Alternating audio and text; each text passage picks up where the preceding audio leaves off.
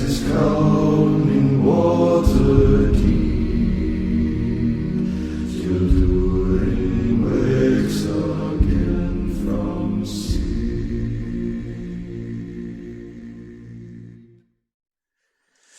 Hope everyone's having a great day today. Let's rebuild the motherland for a little bit. Our story is more than what hobbits and elves know. It is time we told it.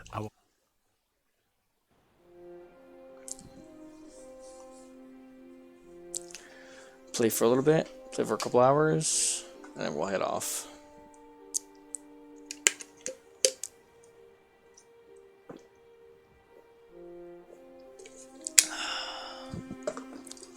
As long as we can stay awake.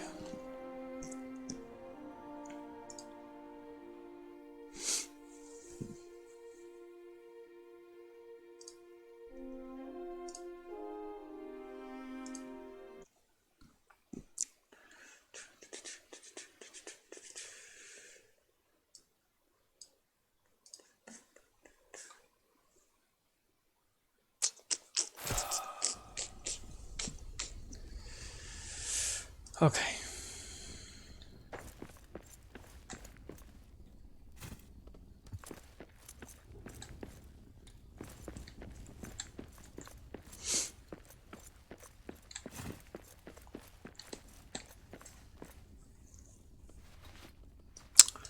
So, can't remember what the goal was. I remember we were building some shit over here. Do I need a rest? I don't think I do. I think I already rested. Let's eat some medley skewers. So we got gold down there.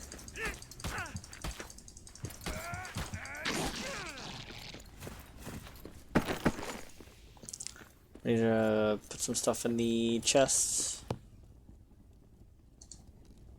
No. Put that away, put that away. We'll keep that. White bean seed, let's put that here.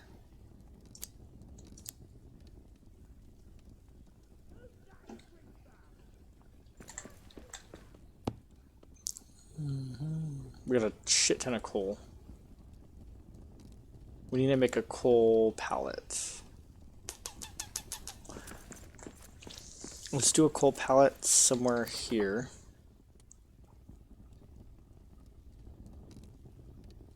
Coal pallet. Build on 4. Let's see. Guess I could probably do it in this corner.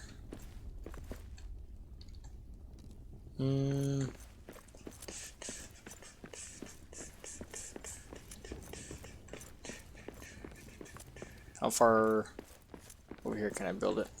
Can I do it in here? I can. We'll do it here.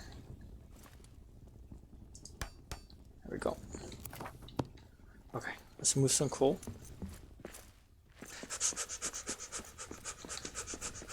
Mill's ready. Eat that real quick.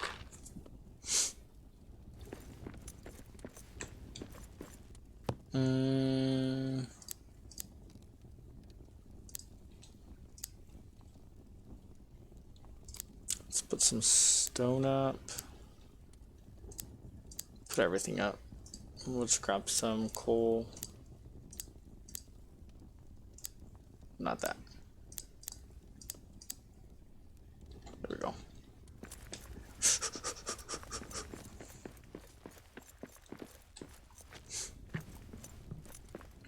Deposit all that.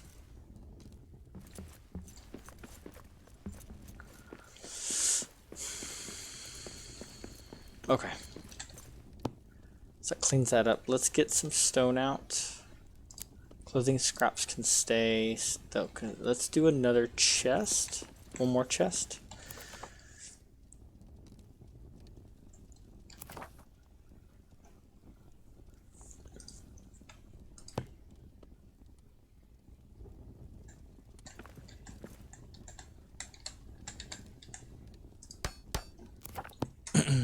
Okay. So let's do like gems.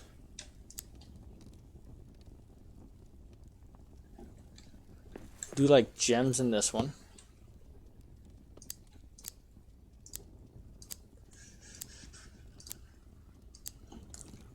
And then we'll go food in that one.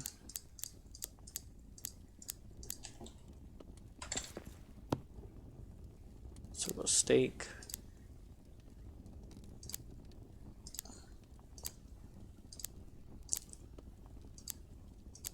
I think this makes the most sense, maybe?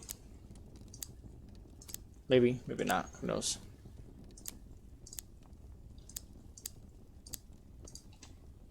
Cool.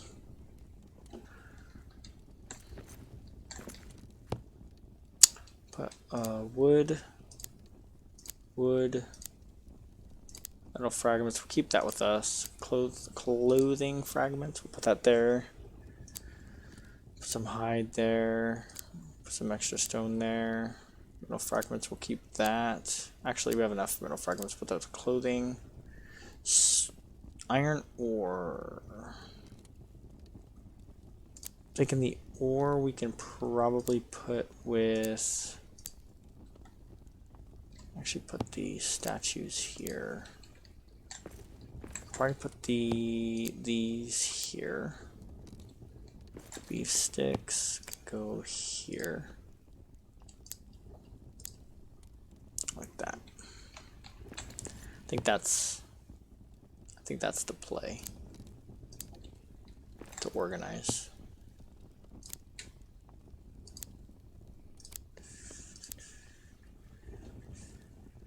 Okay.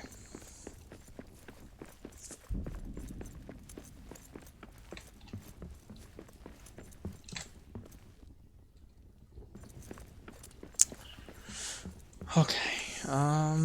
Let's see. Mushrooms.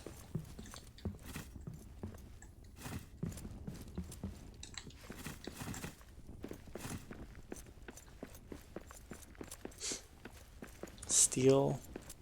Hammer. Ooh. Stealing a pallet.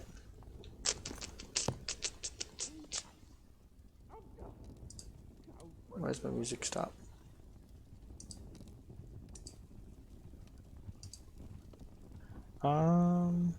Steel ingot. Oh shit.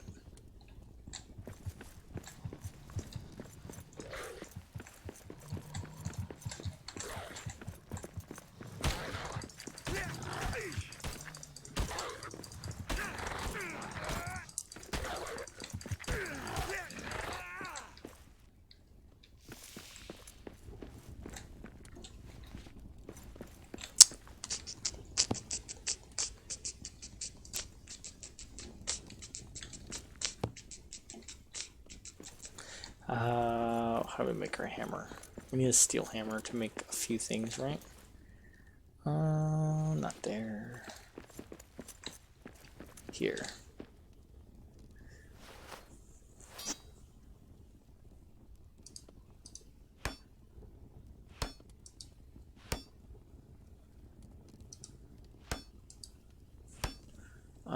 Steel hammer.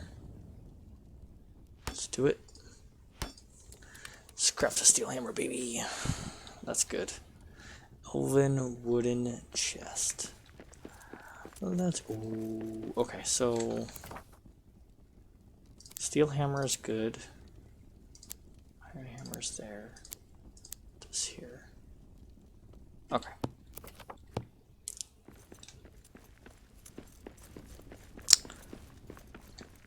So things just spawn.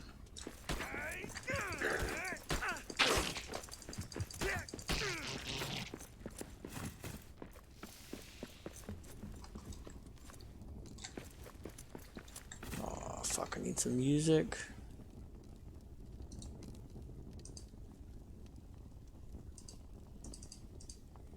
Alright, give me a second. Let me try to get this canceled out. Because for some reason, iTunes decided to crash on me. Let's try it again.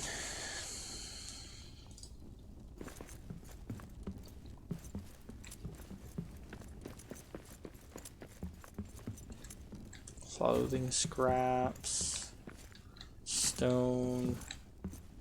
Can't deconstruct that. That's fine.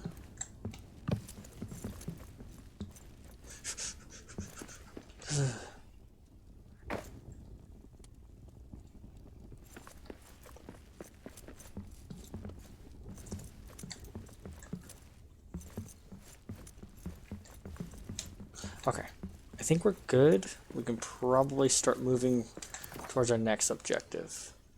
Let's see. It's a coal spot. To the mines. Gate to Durance Highway. We probably go to Durance Highway. Okay, let me get some music going again. If the music doesn't work, then we'll go back to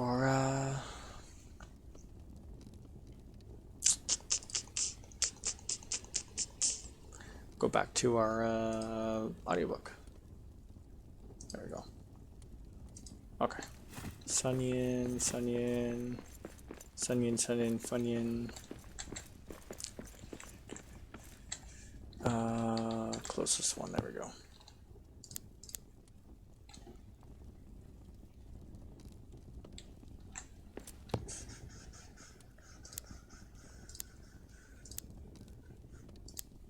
Okay. Let's go.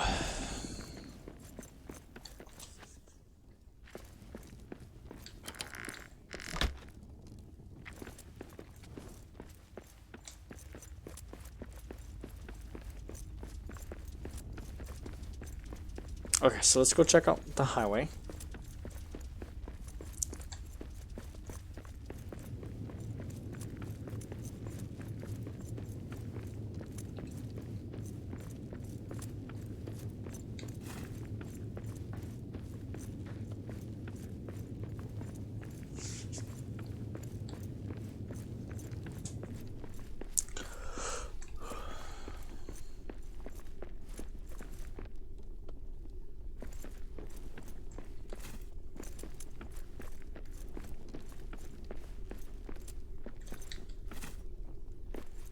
Lagging a little bit. Wonder if we're gonna crash. I feel like we might. Okay.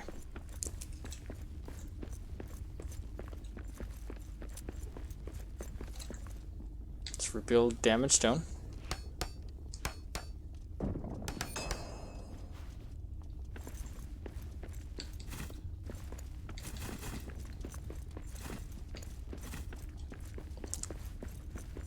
Music and statue, that's good. I think that's our last one that we need, right? At our first base camp. I love where our second base camp is, but I feel like we need to relocate it. Ooh. Talk to Eric. Eric has scouted ahead and surely has a clue to the mystery of these ruins and why they block our path to Dibros Gate. Tips. Maddox have the best chance to stagger your enemies when charging powerful strike where the head stouts was used against armored threats. Okay. Cursed runes. Highways blocked. Another shadow curse blocks Durance Highway, which is led by the great Dwaro Delph.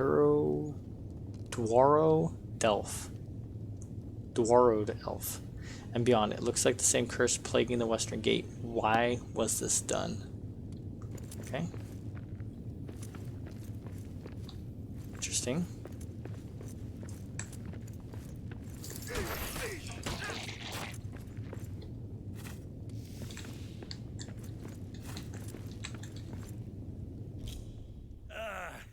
These shadow vents are almost as bad as those cursed runes. Evil curses. Evil. Highway blocked. Must find another way east. Maybe we can get into the old mines. find a way back onto Durin's highway from there. Ah, mines are close. Dig through. Find where to dig through. All right. I'll find the right spot to dig a shortcut to the mines. Let's catch up again in there, friend. Okay. In the mines. In the mines.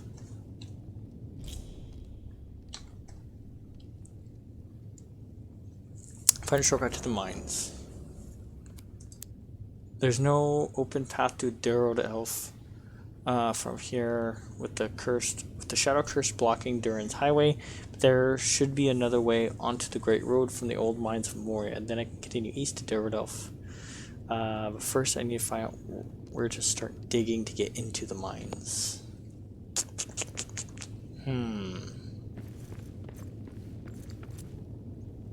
Contact with Shadow Leaf's curse. Timor.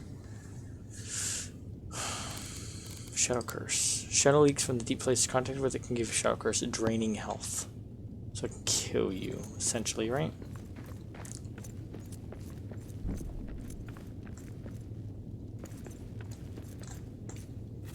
Another stat, another carving. Ooh, wizard. Okay. The runes carved here are no dwarf letters. They are markings of shadows in Moria. These runes are the markings of the raccoon. Who was evil shadow plagues this area. A wizard searches for Thrain.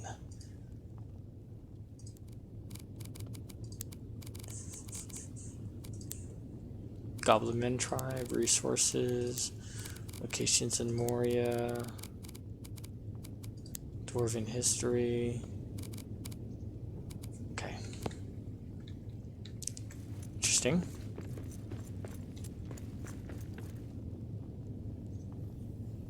Scraps, okay. I'll add some wood scraps to it for some fuel. I probably should have grabbed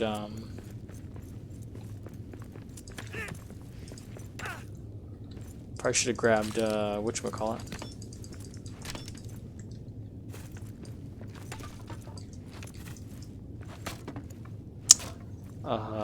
Coal. Stack of coal.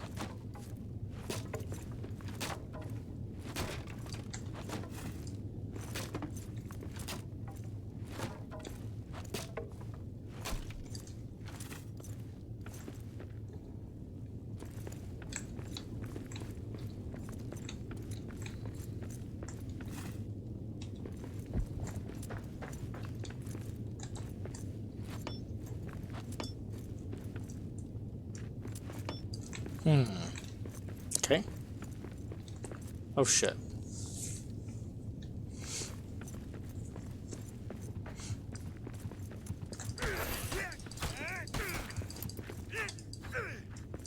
I need a better weapon for this.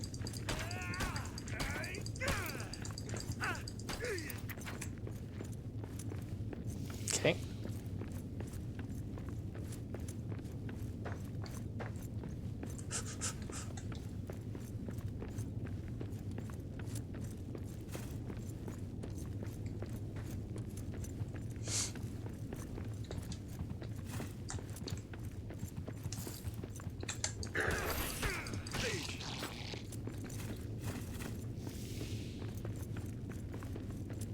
Probably gonna start heading back soon.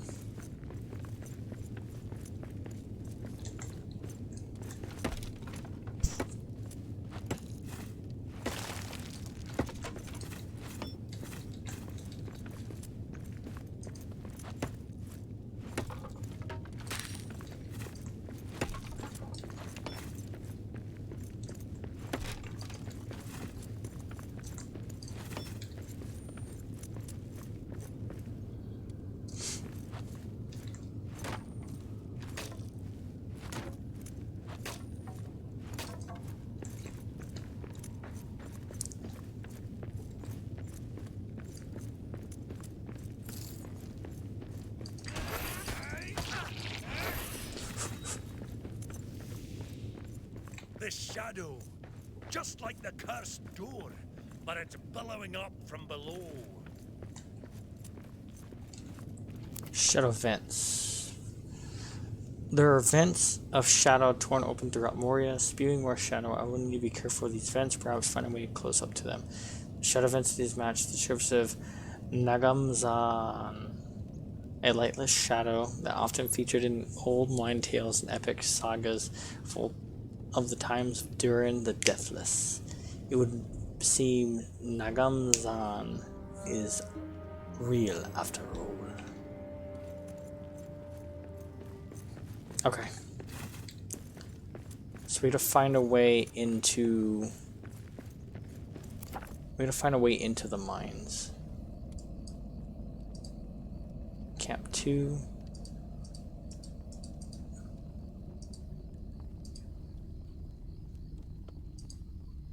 Okay.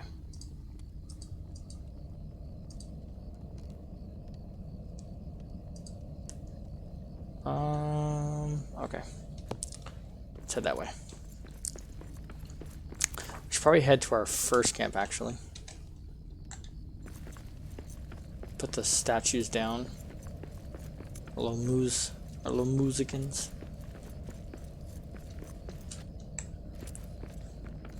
We're at twilight, so we're not losing too much daylight. Pick up some food along the way. Pick up that later. I don't think I mean, maybe, who knows? Maybe our other camp is going to get attacked if we sleep, but I hate to lose a bunch of shit. This one seems to be well protected, this camp over here.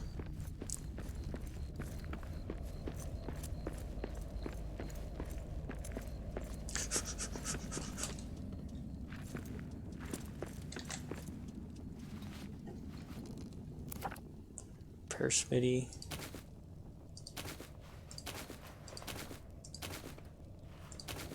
Okay. Perfect. Open. So this gives us craft plans, heirloom shield, trapper hat. Let's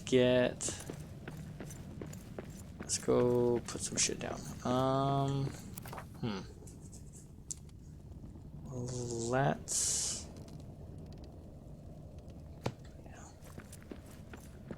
go. Actually, let's go back. Put some shit down, and then we'll come back for the rest.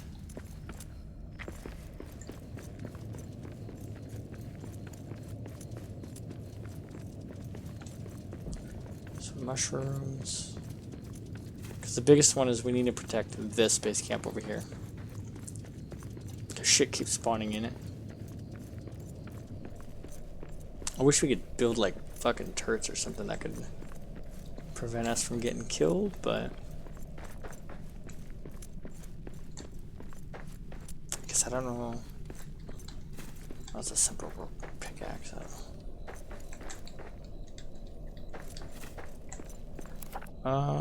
Break that. There you go. And scraps.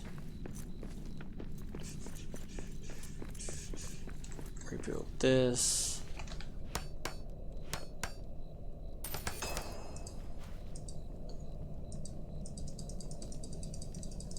Damn. iTunes is sucking.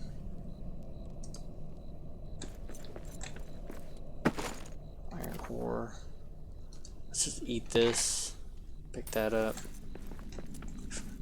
That's it, right? Yep. Okay.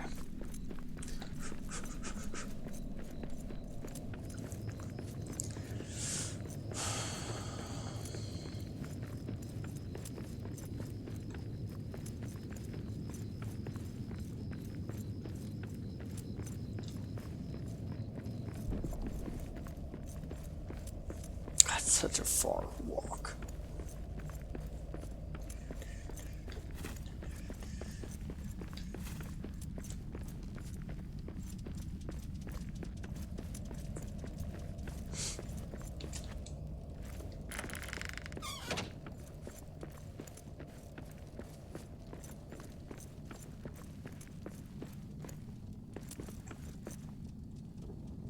Okay. Let's mix medley skewers. List. Swords, okay. Heirloom shield, that's a tier 2 shield, that's a tier 1 shield. We can make the heirloom shield, that's pretty good. Trapper hat. Probably put that on too. Okay. Let's goal complete. Find a shortcut to the mines. Did that. Okay. What? Okay. No, why did I rest? Dwarves have returned. Okay. Let's eat something. Medley skewers. Start cooking.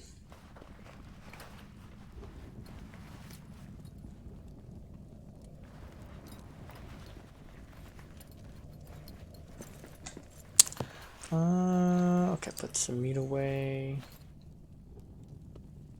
Put that away.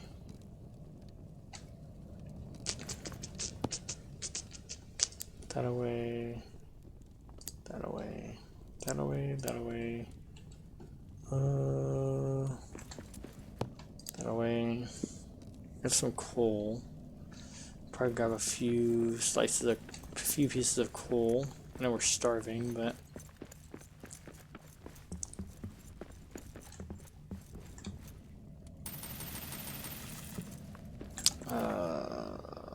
18, 24. So 18.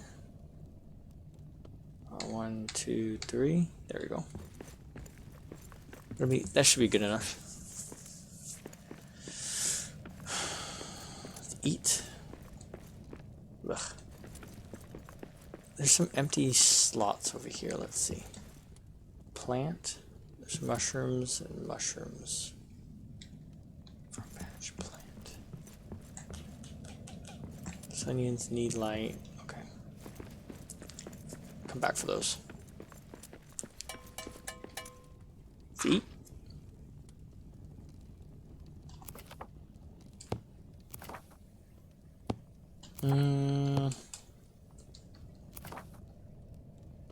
Statues, okay. So the music and statues we'll put here. Put these here. Let's go grab the rest of the shit from that chest. And then we'll come back.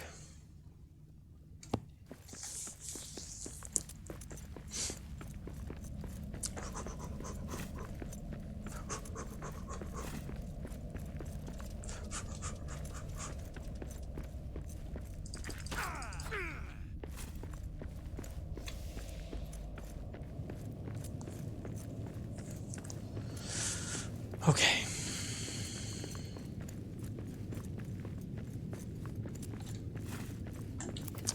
Okay, I think what we're gonna do is let's get rid of, because I don't know why iTunes is messing up.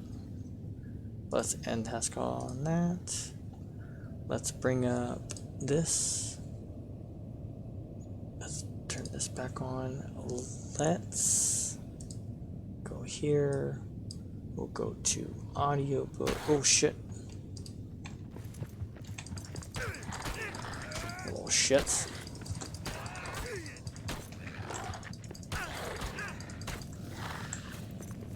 Okay.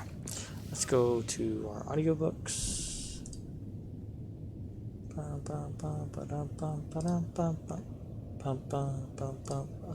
Dragon the Hobbit. Someone come and find me and help me! There we go. For the moment his courage had failed altogether. Faintly the dwarves heard his small cries, though the only word they could catch was help. Now what on earth or under it has happened? Said Thorin. Certainly not the dragon, or he would not go on squeaking. They waited a moment or two, and still there were no dragon noises. No sound at all, in fact, but Bilbo's distant voice. Come, one of you, get another light or two. Thorin ordered. It seems we have got to go and help our burglar. It is about our turn to help, Said Balin. and I am quite willing to go. Anyway, I expect it is safe for the moment. Glowin lit several more torches, and then they all crept out, one by one, and went along the wall as hurriedly as they could. It was not long before they met Bilbo himself coming back towards them. His wits had quickly returned as soon as he saw the twinkle of their lights. There we go. Only a bat and a dropped torch, nothing worse. He said in answer to their questions. Though they were much relieved, they were inclined to be grumpy at being frightened for nothing. But what they would have said if he had told them at that moment about the Arkenstone, I don't know. The mere fleeting glimpses of treasure which they had caught as they went along had rekindled all the fire of their dwarvish hearts. And when the heart of a dwarf, even the most is wakened by gold and by jewels, he grows suddenly bold, and he may become fierce. The dwarves indeed no longer needed any urging. All were now eager to explore the hall while they had the chance. Or start willing to mining believe that, for the present, Smaug up here. was away from home. Each now gripped a lighted torch, and as they gazed, first on one side and then on another, they forgot fear and even caution. They spoke aloud and cried out to one another as they lifted old treasures from the Have to mound come or back. from the wall and held them in the light, caressing and fingering them. Feely and Keely were almost in merry mood, and finding still hanging there many golden harps strung with silver, they took them and struck them. It's on the other Being side of that magical, wall. and also untouched by the dragon who had small Right. interest in music, they were still in tune. The dark hall was filled with a melody that had long been silent. Okay. Let's go clear off some bags, Most of the space. dwarves were more practical. They gathered gems and stuffed their pockets. Ooh, Let what they wrong. could not carry fall back through their fingers with a sigh. Thorin was not least among these, but always he searched from side to side for something which he could not find. It was the Arkenstone, but he spoke of it yet to no one. Now the dwarves took down mail and weapons from the walls and armed themselves. Royal indeed did Thorin look, clad in a coat of gold-plated rings, with a silver-hafted axe in a belt crusted with scarlet stones. Mr. Baggins, He cried, here is the first payment of your reward. Cast off your old coats. And put on this. Such a long with run. that, he put on Bilbo a small coat of mail, wrought for some young elf prince long ago. It was of silver steel, which the elves called mithril, and with it went a belt of pearls and crystals. A light helm of figured leather, strengthened beneath with hoops of steel, and studded about the brim with white gems, was set upon the hobbit's head. Okay. Let's do a pick. Heirloom shield. I look rather absurd. So our shield gets destroyed, we How they can would do laugh that. when they pull it home. Still, I wish there was a looking glass handy. Furnace. All the same, Mr. Baggins kept his head more Iron clear ingot. of the bewitchment of the hoard than the dwarves did. Long before the dwarves were tired of examining the treasures, he became weary of it and sat down on the floor, and he began to wonder nervously what the end of it all would be. I would give a good many of these Trap precious rat. Let's goblets let's get that. for a drink of something cheering out of one of Beorn's wooden bowls. Thorin, He cried aloud. what next? We are armed, put but that what good has any away. armor ever been before against Smaug the Dreadful? This treasure is not yet won back. Put that away, put that We are not looking away. for gold yet, but for a way of escape. And we have tempted luck too long. You speak the truth. Answered Thorin, recovering his wits. Let us go. That I will guide away. you. Not in 1,000 years should I forget the ways of this palace.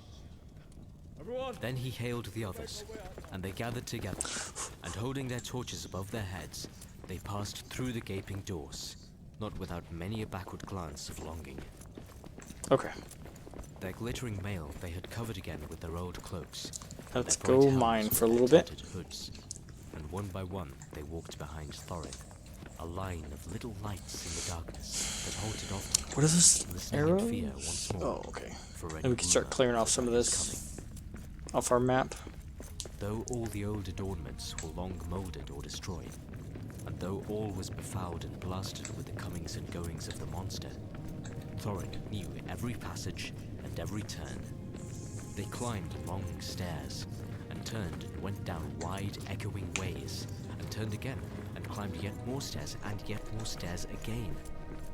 These were smooth, cut out of the living rock, broad and fair, and up the dwarves went, and they met no sign of any living thing, only furtive shadows that fled from the approach of their torches fluttering in the drafts. On this side, over here. Steps were not made all the same for hobbit legs. Cool, let's get going. Bilbo was just feeling that he could go on no longer, when suddenly the roof sprang high and far beyond the reach of their torchlight.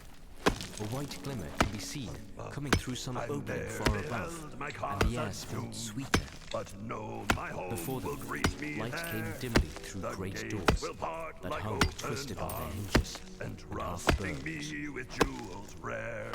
This is the Below great the chamber mountains of three and tall, Said Thorin. lie pillared halls hall that of stand feasting apart. and of I've council. never beheld my cause Not as far off doomed, now is the front but gate. know the road I'll take by heart. They passed through the ruined chamber. Tables were rotting there. Chairs and benches were lying there overturned, charred and decaying. Skulls and bones were upon the floor, among flagons and bowls and broken drinking horns and dust.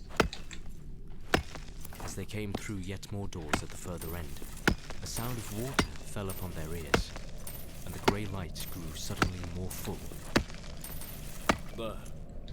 There is the birth of the running river. Said Thorin. From here, it hastens to the gates. Let us follow it. Out of a dark opening in the wall of rock, there issued a boiling water, and it flowed swirling in a narrow channel, carved and made straight and deep by the cunning of ancient hands. Beside it ran a stone-paved road, wide enough for many men abreast. Swiftly along this they ran, and round a wide sweeping turn, and behold! Before them stood the broad light of day. In front there rose a tall arch, still showing the fragments of old carven work within, worn and splintered and blackened though it was. A misty sun sent its pale light between the arms of the mountain, and beams of gold fell on the pavement at the threshold. A whirl of bats, frightened from slumber by their smoking torches, flurried over them. As they sprang forward, their feet slithered on stones rubbed smooth and slimed by the passing of the dragon. Now before them, the water fell noisily outward and foamed down towards the valley. They flung their pale torches to the ground and stood gazing out with dazzled eyes. They were come to the front gate and were looking out upon Dale. Well, Said Bilbo. I never expected to be looking out of this door. And I never expected to be so pleased to see the sun again and to feel the wind on my face. But ow! This wind is cold. It was. A bitter easterly breeze blew with the threat of oncoming winter. It swirled over and round the arms of the mountain into the valley and sighed among the rocks. After their long time in the stewing depths of the dragon-haunted caverns, they shivered in the sun. Suddenly Bilbo realized that he was not only tired, but also very hungry indeed. It seems to be late morning. And so I suppose it is more or less breakfast time. If there is any breakfast to have. But I don't feel that Smaugh's front doorstep is the safest place for a meal. But do let's go somewhere where we can sit quiet for a bit. Quite right. Said Balin. And I think I know which way we should go. We ought to make for the old lookout post at the southwest corner of the mountain. How far is that? Asked the hobbit. 5 hours' march, I should think. It will be rough going. Let's go The road from here. the gate along the left edge of the Here, stream seems all here. broken up. But look down there. The river loops suddenly east across Dale in front of the ruined town. At that point, there was once a bridge leading to steep stairs that climbed up the right bank, and so to a road running towards Ravenhill. There is, or was, a path that left the road and climbed up to the post. A hard climb too, even if all the old steps are still there. Dear me. Grumbled the hobbit. More walking and more climbing without breakfast. I wonder how many breakfasts and other meals we have missed inside that nasty, clockless, timeless hole. As a matter of fact, 2 nights and the day between had gone by, and not altogether without food, since the dragon smashed the magic door. but Bilbo had quite lost count, and it might have been one night or a week of nights for all he could tell. Come, said Thorin, laughing.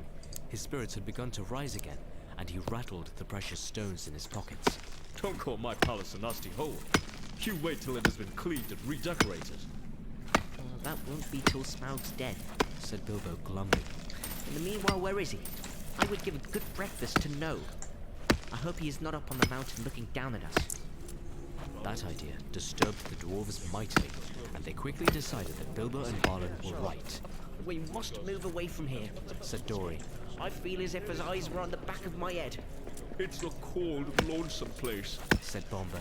There may be drink, but I see no sign of food. A dragon would always be hungry in such parts. Oh, come on, Cried the others.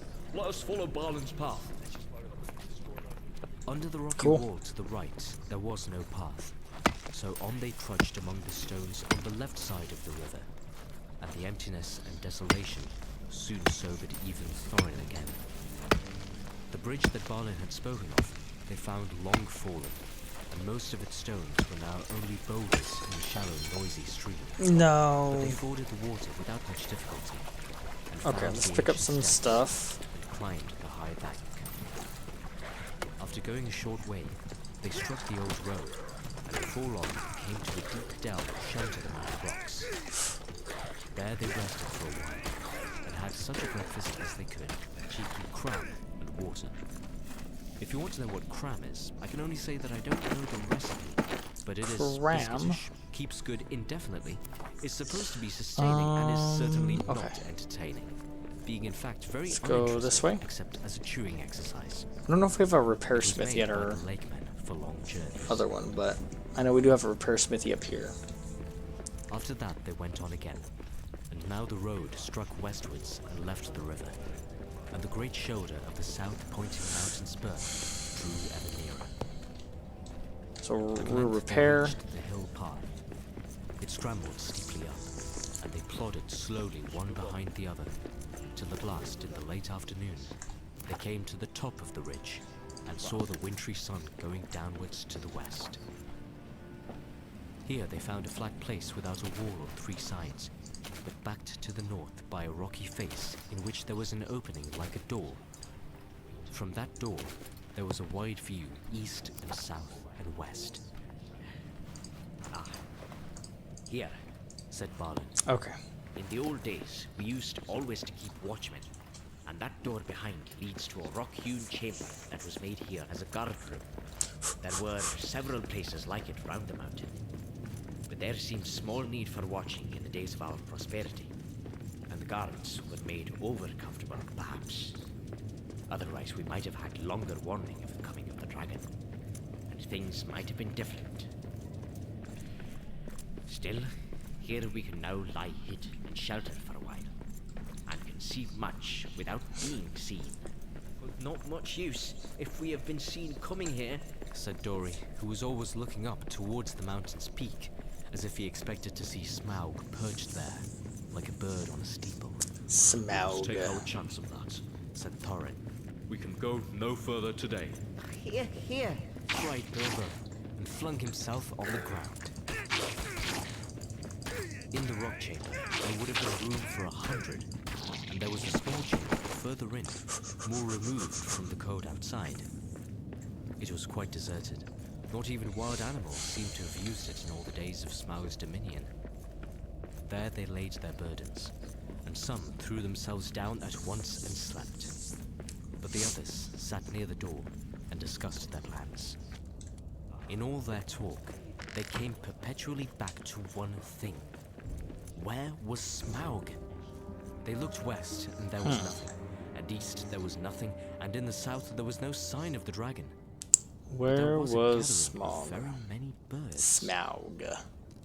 At that, they gazed and Grinder. wondered.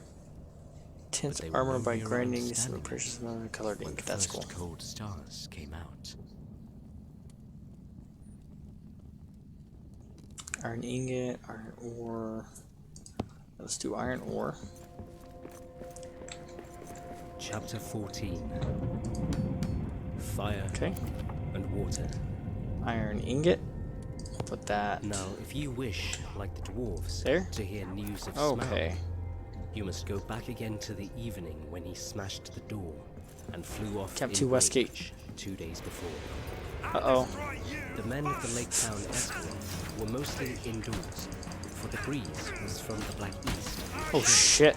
But a few were walking on the quays and watching, as they were fond of doing, the stars shine out from the smooth patches of the lake as they opened in the sky.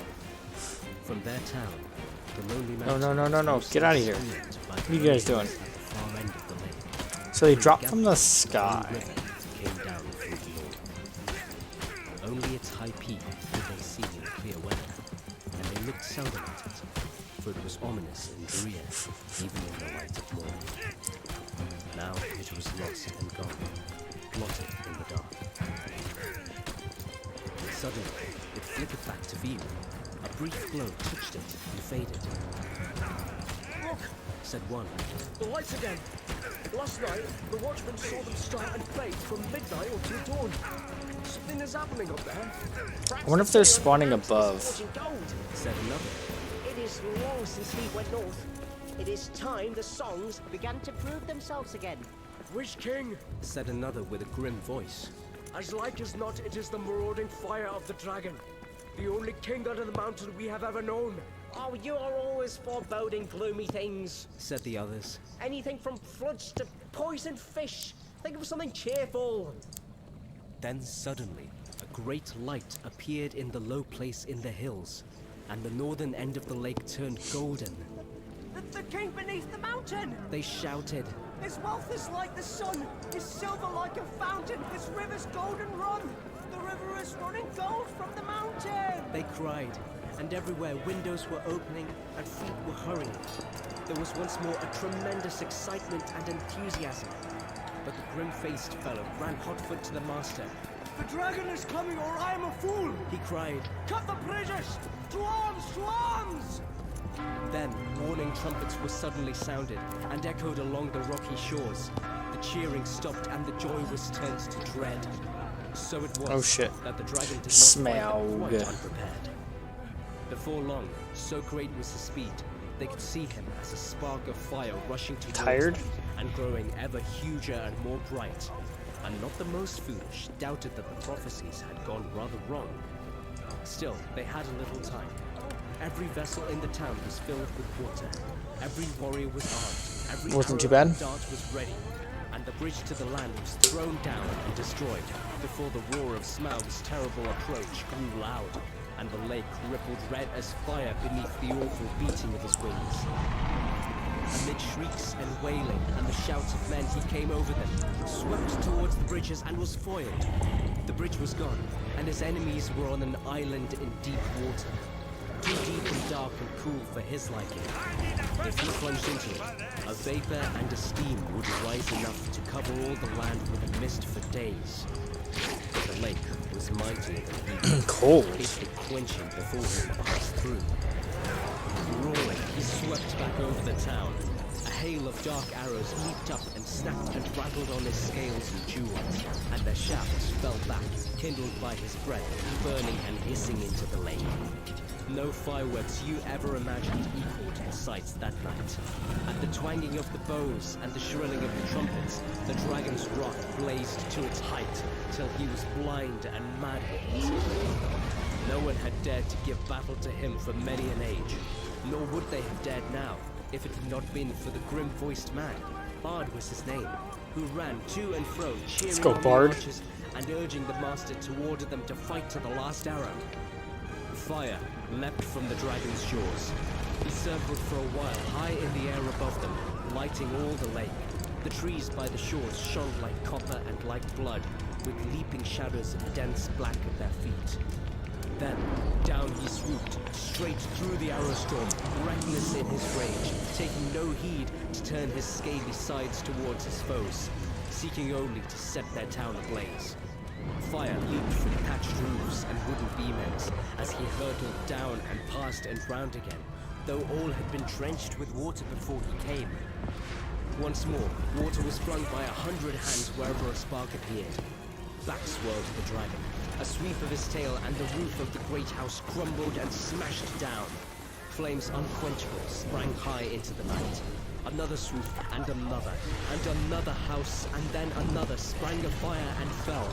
And still no arrow hindered Smaug or hurt him more than a fly from the marshes. Already, men were jumping into the water on every side. Women and children were being huddled into laden boats in the market pool. Weapons were flung down. There was a mourning and weeping, where but a little time ago the old songs of mirth to come had been sung about the dwarves. Now, men cursed their names. The master himself was turning to his great gilded boat, hoping to row away in the confusion and save himself. Soon, all the town would be deserted and burnt down to the surface of the lake. That was the dragon's hope. They could all get into boats for all he cared. There he could have fine sport hunting them, or they could stop till they starved. Let them try to get to land, and he would be ready. Soon he would set all the shoreland woods ablaze and wither every field and pasture.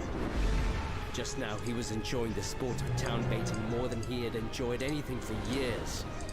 But there was still a company of archers that held their ground among the burning houses. Their captain was Bard, grim-voiced and grim-faced, whose friends had accused him of prophesying floods and poisoned fish, though they knew his word of courage. He was a descendant in long line of Girion, Lord of Dale, whose wife and child had escaped down the running river from the ruin long ago. Let's Now go, he Bard. shot a great yew bow, till all his arrows but one were spent. The flames were near him. His companions were leaving him.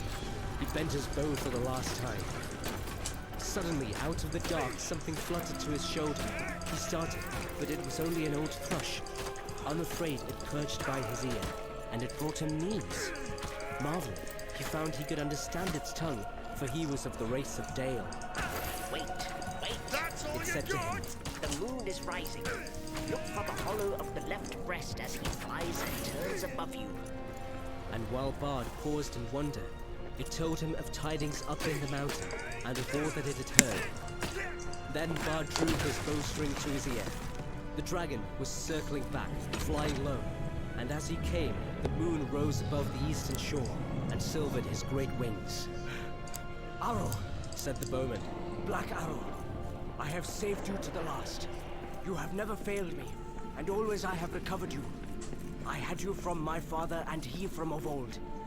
If ever you came from the forges of the true king under the mountain, go now, and speed well. The dragon swooped once more lower than ever, and as he turned and dived down, his belly glittered white with sparkling fires and gems in the moon, but not in one place. The great bow twanged. The black arrow sped straight from the string, straight for the hollow by the left breast where the foreleg was flung wide. So fierce was its Got flight him. that in it smote and vanished, barbed Got and him. feather. With a shriek that deafened men, felled trees Quiet. and split I stone, spray ahead. Smaug shot spouting into the air, turned over, and crashed down from on high in I ruin. hope you lead to Dwarrow, and some treasures along Full the way. on the town he fell. His last throw splintered it to sparks and gleams. The lake roared in. A vast steam leaped up, white in the sudden dark under the moon. There was a hiss, a gushing whirl, and then silence. And that was the end of Smaug and Esgaroth. But not of Bard. Rip. Poor Smog. The waxing moon rose higher and higher, and the wind grew loud and cold. It twisted the white fog into bending pillars and hurrying clouds, and drove it off to the west to scatter in tattered shreds over the marshes before Mirkwood. Then the many boats could be seen, dotted dark on the surface of the lake, and down the wind came the voices of the people of Esgaroth, lamenting their lost town and goods and ruined houses. But they had really much to be thankful for, had they thought of it. though it could hardly be expected that they should just then. 3/4 of the people of the town had at least escaped alive. Their woods and fields and pastures, Oh shit. and most of their boats remained undamaged, and the dragon was dead. Oh, that What sucks. that meant, they had not yet realized. They gathered in mournful crowds upon the western shores, shivering in the cold wind. And their first complaints and anger were against the master, No pick. who had It left the town boosts so the soon, stamina. while some were still willing to defend it. He may have Fuck. a good head for business, especially his own business. Some murmured, But he is no good when anything serious happens. and they praised the courage of Bard and his last mighty shot. If only he had not been killed, They all said, we would make him a king. Bard the dragon shooter of the line of Girion. Where will it not Last open? that he is lost. and in the There we very go. midst of their talk, a tall figure Oh, it's stepped from because the it's load. shadows. Okay, He was drenched with water. that sucks. His black hair hung wet over Hopefully we can his go grab face our and shit shoulders, again. and a fierce light was in his eyes. Bard is not lost. He cried, He dived from Esgaroth when the enemy was slain. I am Bard of the line of Girion. I am the slayer of the dragon. King Bard! King Bard! They shouted, King but the Bard. master ground his chattering teeth. Girion was Lord of Dale, not King of Esgaroth. He said, In the Lake Town, we have always elected masters from among the old and wise, and have not endured the rule of mere fighting men. Let King Bard go back to his own kingdom. Dale is now freed by his honor, and nothing hinders his return. And any that wish can go with him, if they prefer the cold stones under the shadow of the mountain to the green shores of the lake. The wise will stay here, and hope to rebuild our town, and enjoy again in time its peace and riches. We will have King Bard! the people near at hand shouted in reply, King We will Bard. look at the old men and the bonny countess. Come on. and people further off took up the cry, Up the bowmen and down with money bags. till the clamour echoed along the shore.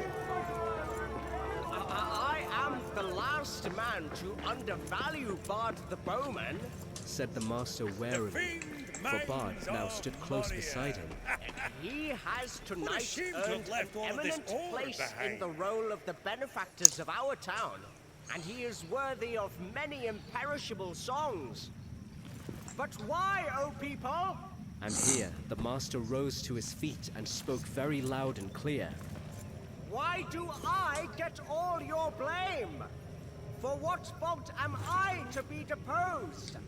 Who Here we go. aroused the dragon from his slumber, I might ask?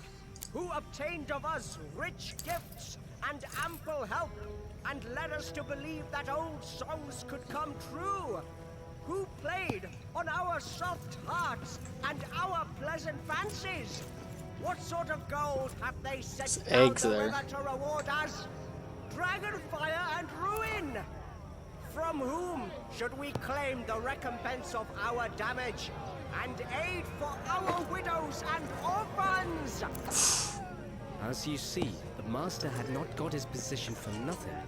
The result of his words was that for the moment, the people quite forgot their idea of a new king and turned their angry thoughts towards Thorin and his company. Wild and bitter words were shouted from many sides, and some of those who had before sung the old songs loudest were now heard as loudly, crying that the dwarves had stirred the dragon up against them deliberately.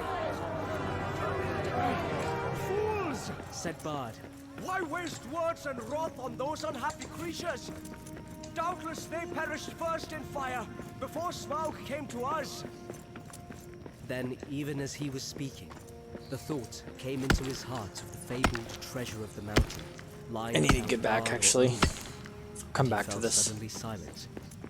He thought of the master's words, and of Dale rebuilt, and filled with golden bells. If he could but find the men. At length he spoke again. This is no time for angry words, Master, or for considering weighty plans of change. There is work to do. I serve you still, though after a while I may think again of your words. and go north with any that will follow me. Then he strode off to help in the ordering of the camps. I need to check for a and in the repair, care of Smitty. the sick and the wounded. There's But a the master scowled at his spiders. back as he went, and remained sitting on the ground. He thought much, but said little, unless it was to call loudly for men to bring him fire and food. Now everywhere Bard went, he found talk running like fire among the people concerning the vast treasure that was now unguarded. Men spoke of the recompense for all their harm that they would soon get from it, and wealth over and to spare with which to buy rich things from the south, and it cheered them greatly in their plight. That was as well, for the night was bitter and miserable. Shelters could be contrived for few. The master had one, and there was little food. Even the master went short. Many took ill of wet and cold and sorrow that night, and afterwards died, who had escaped uninjured from the ruin of the town. And in the days that followed, there was much sickness and great hunger. Meanwhile, Bard took the lead, and ordered things as he wished, though always in the master's name. And he had a hard task to govern the people and direct the preparations for their protection and housing. Probably most of them would have perished in the winter that now hurried after autumn, if help had not been to hand. But help came swiftly, for Bard at once had speedy messengers sent up the river to the forest to ask the aid of the king of the elves of the wood. And these messengers had found a host already on the move, although it was then only the third day after the fall of Smaug.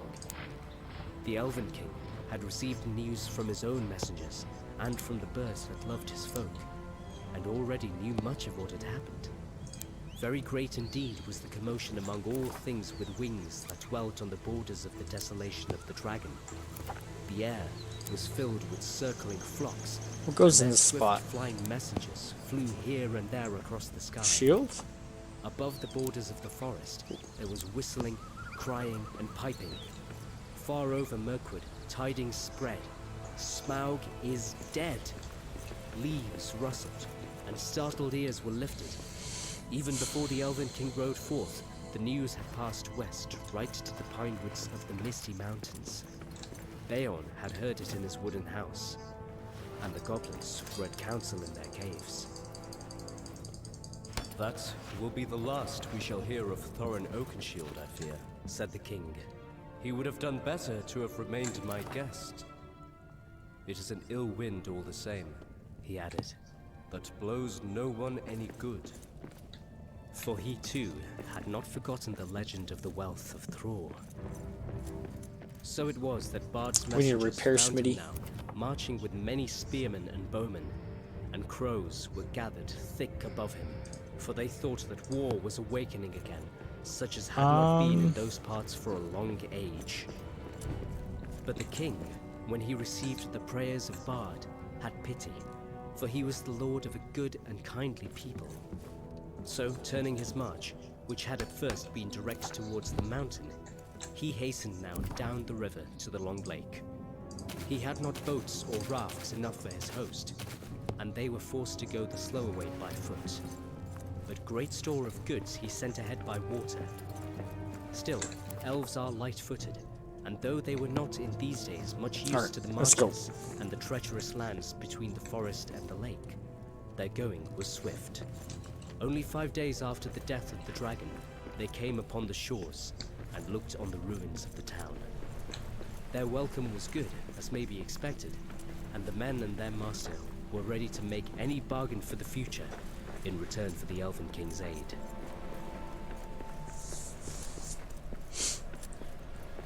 Their plans were soon made. With the women and the children, the old and the unfit, the master remained behind. And with him were some men of crafts and many skilled elves, and they busied themselves felling trees and collecting the timber sent down from the forest. Then they set about raising many huts by the shore against the oncoming winter.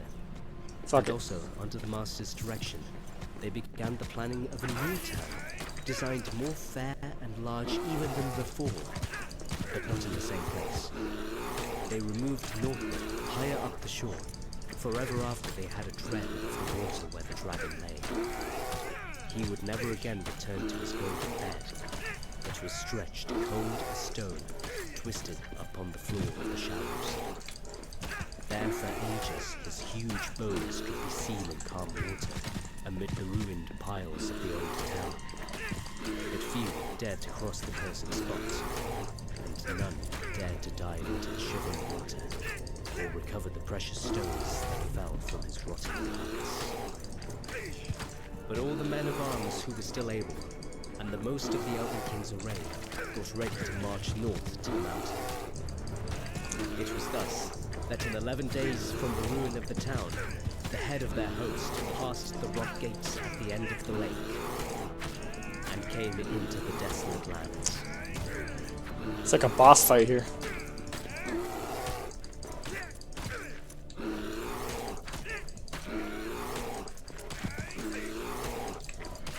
Chapter 15. The Gathering of the Clouds. Now we will return to Bilbo and the dwarves. All night, one of them had watched, but when morning came, they had not heard or seen any sign of danger. Could have used my thickly, the big birds weapon, but I don't want to. Their companies came flying from the south, and the crows that still lived about the mountain were whirling and crying unceasingly above. Something strange is happening, said Thorin. The time is gone for the autumn wanderings, and these are birds that dwell always in the land. There are starlings and flocks of finches, Forge. and far off there are many carrion birds as if a battle were afoot. Suddenly, Bilbo pointed. There is that old thrush again. Forge furnace. He seems to have Not bad. escaped when Smaug smashed the mountainside. But I don't suppose the snails have. Sure enough, the old thrush was there, and as Bilbo pointed, he flew towards them and perched on a stone nearby. Then he fluttered Alright, his let's go wings back. and sang. Then he cocked his head on I need a one better side, fucking as if to backpack, listen. man. And again he sang, and again he listened. I believe he is trying to tell us something, said Balin. but I cannot follow the speech of such birds. It is very quick and difficult. Can you make it out, Baggins? Not very well. Said Bilbo. As a matter of fact, he could make nothing of it at all. But the old fellow seems very excited. I only wish he was a raven. I thought you did not like them. You seemed very shy of them when we came this way before. Now those were crows, and nasty, suspicious-looking creatures at that, and rude as well. You must have heard the ugly names they were calling after us. But the ravens are different. There used to be great friendship between them and the people of Thror, and they often brought us secret news, and were rewarded with such bright things as they coveted to hide in their dwellings. They live many a year, and their Refreshing memories are salad. long, and they hand on their wisdom to their A lot of children. energy. I knew many among the ravens of the rocks. Feels climbed stuff for a short time. Dwarf. Ooh. This very height was Interesting. once named Raven Hill, because there was a wise and famous pair, old Karkin's wife, that lived here above the guard chamber. But I don't suppose that any of that ancient breed linger here now. No sooner had he Sons of finished bitches. speaking than the old thrush gave a loud call and immediately flew away. We may not understand him, but that old bird understands us, I'm sure, said Balin. Keep watch now, and see what happens. Before Shit. long, there was a fluttering of wings, and back came the thrush, and with him came a most decrepit old bird. He was getting blind and could hardly fly, and the top of his head was bald. He was an aged raven of great size. He alighted stiffly on the ground before them, slowly flapped his wings, and bobbed towards Thorin. Oh, Thorin, son of Thrain, and Balin, son of Fundin. He croaked, and Bilbo could understand what he said, for he used ordinary language and not bird speech. I am Roak, son of Kark. Kark is dead, but he was well known to you once. It is 100 years and 53 since I came out of the egg, but I do not forget what my father told me. Now I am the chief of the great ravens of the mountain. We are few, but we remember still the king that was of old. Most of my people are abroad, for there are great tidings in the south. Some are tidings of joy to you, and some you will not think so good. Behold, the birds are gathering back again to the mountain and to dale from south and east and west. For word has gone out that Smaug is dead. Dead? Yep. Dead! Shouted the dwarves. Dead! Sure the fuck We is. have been a needless fear, and the treasure is ours! They all sprang up and began to caper about for joy. Yes, dead, Said Roak. the thrush, may his feathers never fall, saw him die, and we may trust his words. He saw him fall in battle with the men of Esgaroth, the third night back from now at the rising of the moon. It was some time before Thorin could bring the dwarves to be silent and listen to the raven's news. At length, when he had told all the tale of the battle, he went on. So much for joy, Thorin Oakenshield. You may go back to your halls in safety. All the treasure is yours, for the moment. But many are gathering hither beside the birds. The news of the death of the Guardian has already gone far and wide, and the legend of the wealth of Thrall has not lost in the telling during many years. Many are eager for a share of the spoil. Already a host of the elves is on the way, and carrion birds are with them hoping for battle and slaughter. By the lake, men murmur that their sorrows are due to the dwarves, for they are homeless and many have died. Cool. And Smaug has destroyed their town. They too think to find amends from your treasure, whether you are alive or dead. Your own wisdom must decide your course. But 13 is small remnant of the great Quiet. folk of I see Durin that prey once ahead. dwelt here, and now are scattered far. If you will listen to my counsel, you will not trust the master of the Lakemen, but rather him that shot the dragon with his bow. Bard is he, of the race of Dale, of the line of Girion. He is a grim man, but true. We would see peace once more among dwarves and men and elves after the long desolation, but it may cost you dear in gold. I have spoken. Then I have Thorin spoken. burst forth in anger. Our thanks, Roak Coxon. You and your people shall not be forgotten. What is that? But none of our gold shall thieves take, Copper? or the violent carry off while we are alive. If you would earn our thanks still more, bring us news of any that draw near. Also, I would beg of you, if any of you are still young and strong of wing, that you would send messengers to our kin in the mountains of the north, both west from here and east, and tell them of our plight. But go specially to my cousin Dave in the Iron Hills, for he has many people well armed, and dwells nearest to this place. Bid him hasten. I will not say if this counsel be good or bad, Croaked Roak. but I will do what can be done. Then off he slowly flew. Back now to the mountain! Cried Thorin. We have little time to lose. And little food to use.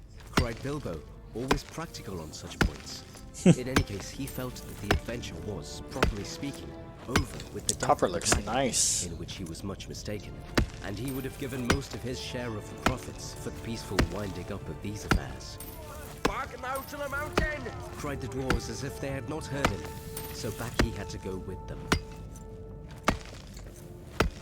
As you have heard some of the events already, you will see that the dwarves still had some days before them. They explored the caverns once more, and found, as they expected, that only the front gate remained open.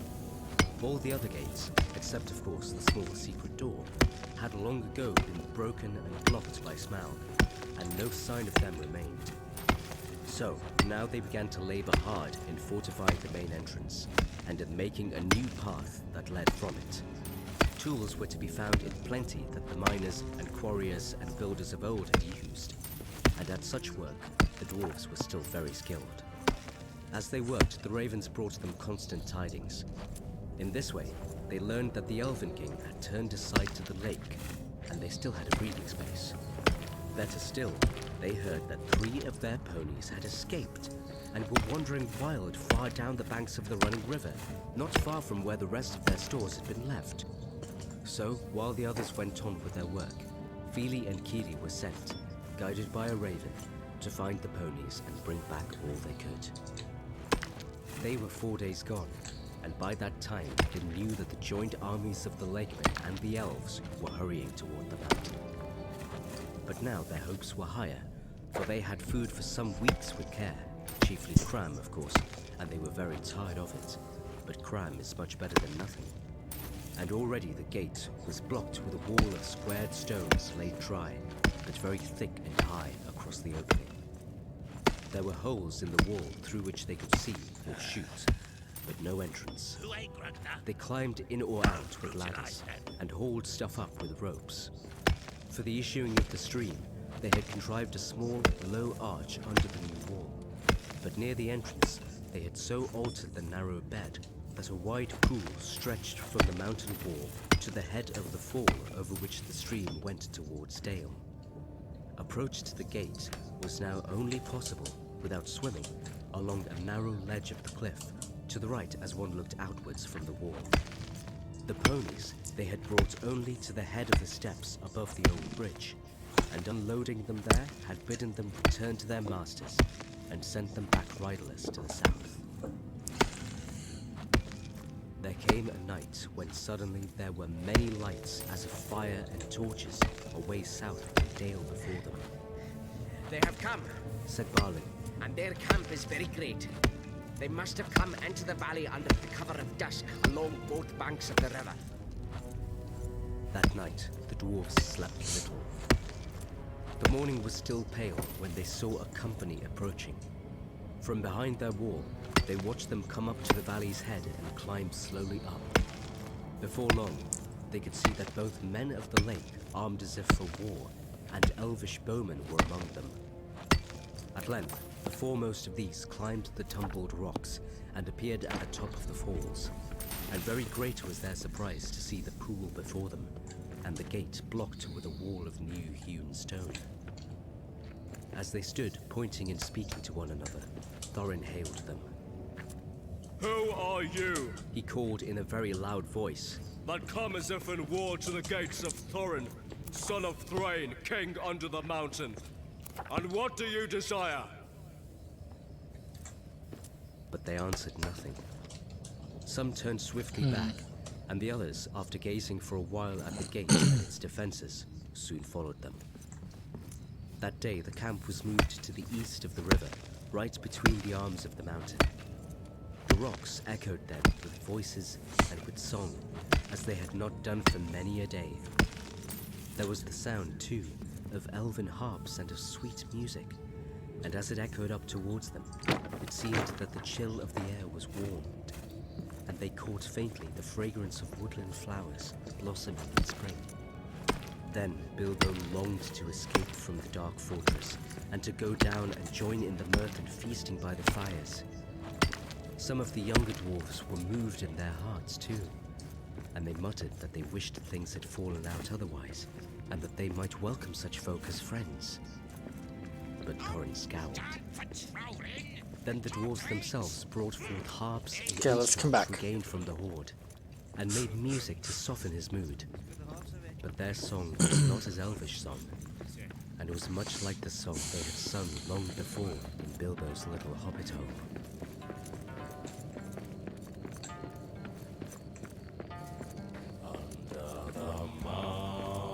That's pretty. Dark and tall, the king has come unto his hall. As foe is dead, the worm of dread, and ever so, as foes shall fall, the sword is sharp, the spear is long, the arrow swift, the gate is strong, the heart is bold, that looks on gold, but dwarves no more shall suffer wrong.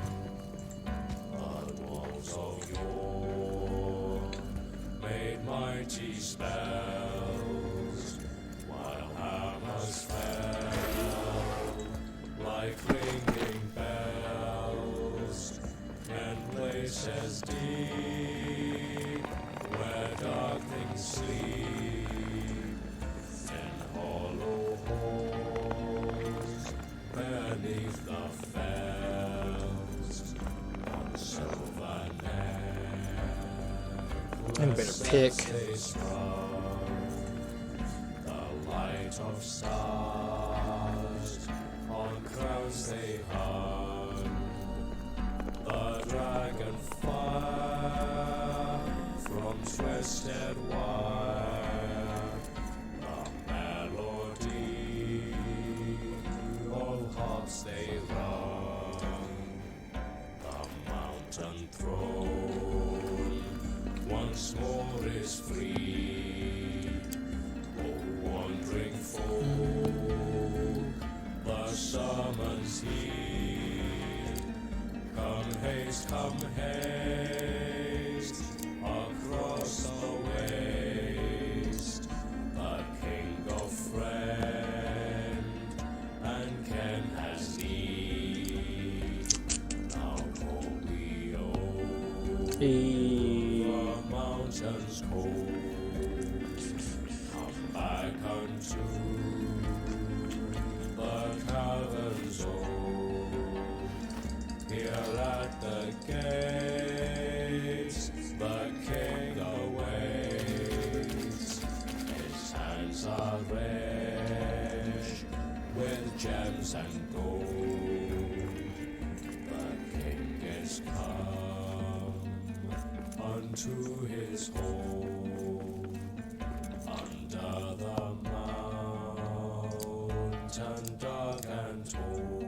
Hey. The worm of dread has slain and dead, and ever so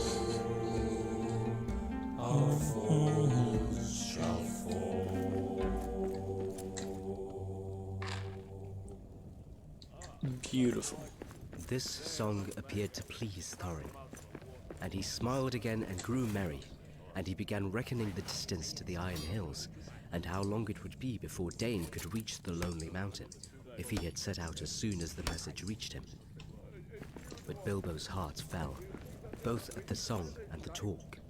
They sounded much too warlike. The next morning, early, a company of spearmen was seen crossing the river and marching up the valley. They bore with them the green banner of the Elven King and the blue banner of the lake, and they advanced until they stood right before the wall at the gate. Again, Thorin hailed them in a loud voice. Who are you that come armed for war to the gates of Thorin, son of Thwain, king under the mountain? This time, he was answered. A tall man stood forward, dark of hair and grim of face, and he cried, Hail Thorin! Why do you fence yourself like a robber in his hold? We are not yet foes, and we rejoice that you are alive beyond our hope. We came expecting to find none living here, yet now that we are met, there is a matter for a parley and a council. Who are you? And of what would you parley? I am Bard, and by my hand was the dragon slain and your treasure delivered. Is that not a matter that concerns you? No. Moreover, I am by right descent the heir of Girion of Dale, and in your hoard is mingled much of the wealth of his halls and towns, which old Smaug stole. Is not that a matter of which we may speak? Further, in his last battle, Smaug destroyed the dwellings of the men of Esgaroth. and I am yet the servant of their master. I would speak for him, and ask whether you have no thought for the sorrow and misery of his people. They aided you in your distress, and in recompense, you have thus far brought ruin only, though doubtless undesigned. Now, these were fair words and true, if proudly and grimly spoken, and Bilbo thought that Thorin would at once admit what justice was in them. He did not, of course, expect that anyone would remember that it was he who discovered all by himself the dragon's weak spot, and that was just as well, for no one ever did. But also, he did not reckon with the power that gold has upon which a dragon has long brooded. Nor 'Tis true. selfish hearts. Long hours in the past days Thorin had spent in the treasury, and the lust of it was heavy on him. Though he had hunted chiefly for the Arkenstone, yet he had an eye for many another wonderful thing that was lying there, about which were wound old memories of the labors. Okay, let's go kill these sons of bitches. You put your worst cause last and in the chief place, Thorin answered. To the treasure of my people, no man has a claim, because Smaug, who stole it from us, also robbed him of life or home. The treasure was not his, that his evil deeds should be amended with a share of it. The price of the goods, and the assistance that we received of the Lakemen, we will fairly pay, in due time. But nothing will we give, not even a loaf's worth under threat of force. While an armed host lies before our doors, we look upon you as foes and thieves. It is in my mind to ask what share of their inheritance you would have paid to our kindred, had you found the horde unguarded and us slain. A just question, Replied Bard. but you are not dead, and we are not robbers. Moreover, the wealthy may have pity beyond right on the needy that Rebuild befriended steam them when vents. they were in want. And still my other claims remain unanswered. I will not parley, as I have said, with armed men at my gates. Nor at all with the people of the Elven King, who I remember with small kindness. In this debate they have no place. Begone now! Here our arrows fly! And if you would Oh, that speak damages with me armor. again, Oh shit. first dismiss the elvish host to the woods where it belongs. And then return, For Salad. laying down Okay. your arms before you approach the threshold. Build The this. Elven King Oh is shit, I'm my almost dead. friend, and he has secured the people of the lake in their need, though they had no claim but friendship on him. Answered Bard. We will give you time to repent your words. Gather your wisdom ere we return. Then he departed and went back to the camp. Ere many hours were past, the banner bearers returned, and trumpeters stood forth and blew a blast. In the name of Esgaroth and the forest, One cried, we speak unto Thorin, Thrain's son Oakenshield, calling himself the king under the mountain. And we bid him consider well the claims that have been urged, or be declared our Hey, foe. Snuffle. At the least, Oh, he shall deliver one I am- portion of the treasure unto Bard as the Dragon Slayer. I don't know why it didn't it didn't pop up. From that portion, Bard will himself contribute to the aid of Esgaroth. Okay. I don't know. Twitch has been weird lately. And honor of the lands about, as his sires had of old. I'm getting tired too. I'm probably gonna be heading off in about 30-ish minutes, maybe sooner. Then Thorin seized a bow of horn Precious and shot an gems. arrow at the speaker. It smote into his shield and stuck there quivering. So, Since such cave is honey? your answer, He called Need to in head back return. to I town. declare the mountain besieged. You shall not Oh, you know what I depart need to from do? it until I need you to get call that. your side for a truce and a Let me go. parley. I need to go back to my main fucking main town. Anyways, Stuff, how you doing today? You may eat that if you How have you will. been today? With It's that, early the morning for messengers you, right? departed swiftly, and the dwarves were left to consider This their way. case. So grim I need to go had build Thorin that become, map that thing so I even can if start they had traveling wished, between some the others places. would not have dared to Make fight travel a Foltest. little easier. But indeed, most of them seemed to share his mind, except perhaps old Fat Bomber and Feely and Keely. Bilbo, of course, disapproved of the whole turn of affairs. He had by And make now sure I had more don't than enough of the die mountain, too. and and being I already besieged died. by Figured out what scientists happens when you was die. taught in That his sucks. taste. The whole place still stinks. Gotta travel to go get your He shit. grumbled to himself. And it makes me sick. And Cram is beginning symptoms. Also, thank you for the fucking weapon. Sasager Slabun. It's a fucking beauty. One hits cave bears. Chapter 16. A thief in the night. A fief in the north. Now the days passed slowly and wearily. Many of the dwarves spent their time piling and ordering the treasure. And now Thorin spoke of the Arkenstone of Thrain, and bade them eagerly to look for it in every corner. Like this. For the Arkenstone of my father He said, is worth more than a river of gold in itself. Shit. And to me it is beyond price. That stone Yeah. is all the treasure I name unto myself. And I will be avenged on anyone who finds it and withholds it. Bilbo heard these words and he grew afraid, wondering what would happen if the stone was found, wrapped in an old bundle of tattered oddments that he used as a pillow. All the same, he did not speak of it, for as the weariness of the days grew heavier, the beginnings of a plan So this had come coal. into his little head. Things had gone on like this for some time, when the ravens brought news that Dane and more than 500 dwarves hurrying from the Iron Hills were now within about 2 days' march of Dale, coming from the northeast.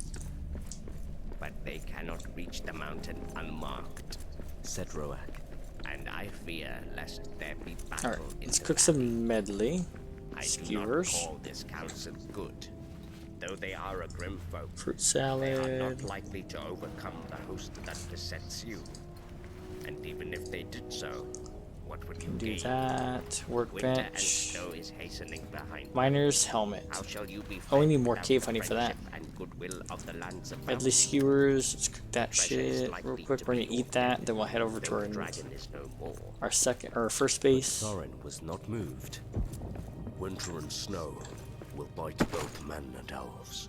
He said, Oh, I need to And put they some may shit up. find their dwelling in the waste grievous to bear. Let's put some stuff up. My friends behind them, and winter upon them, they will perhaps be soft. Darkness falls. Let's put the honey up. We don't need that right now. That night, Sure, we'll swap those Bilbo two. made up his mind. The sky was black and moonless. Put that away. As soon as it was full dark, he went to a corner of an inner chamber just within the gate, and drew from his bundle a rope, and also the Arkenstone, wrapped in a rag. Then he climbed to the top of the wall. Only Bomber was there, for it was his turn to watch, and the dwarves kept only one watch There we at go. a time, It is mighty cold. said Bomber. I wish we could have a fire up here, as they have in the camp. Oh, it is warm enough outside. Said Bilbo. Oh, I dare say. But I am bound here till midnight. Grumbled the fat dwarf. Crumbles the fat Business dwarf. altogether. Not that I venture to disagree with Thorin. May his beard grow ever longer. Yet he was ever a dwarf with a stiff neck. Not as stiff Alright, as let's my leg. rest, Said Bilbo. eat, I'm tired of stairs and stone passages. and then we'll head over and we'll Could build be our awful map. feel of grass at my toes. Oh, getting tired. Feel Getting of a tired. strong drink in my throat, and for a soft bed after a good supper. I can't give you those while the siege is going on. But it is Okay. long since I've watched, and I will take your turn for you if you like. There is no sleep in me tonight. You are a good fellow, Mr. Let's go build our. And I will take your offer kindly. Well, this is the If dark. there should be anything Oh to shit. note, rouse me first, mind you. I will lie in the inner chamber to the left, not far away. Off you go. Said Bilbo. I will wake you I in, didn't realize it was dark. and you can wake the next watchman. As soon as Bomber had gone, Bilbo put on his ring, fastened his robe, slipped down over the wall, and was gone. He had about 5 hours before him. Bomber would sleep. He could sleep at any time, and ever since the adventure in the forest, he was always trying to recapture the beautiful dreams he had then. And all the others were busy with Thorin. It was unlikely that any, even Fili or Kili, would come out on the wall until it was their turn. It was very dark, And the road, after a while, when he left the newly made path and climbed down towards the lower course of the stream, was strange to him. At last, he came to the bend where he had to cross the water, if he was to make for the camp as he wished. I got a Discord The message. bed of the stream was there shallow, but already broad, and fording it in the dark was not easy for the little hobbit. Okay. He was nearly across, When he missed his footing on a round stone and fell into the cold water with a splash.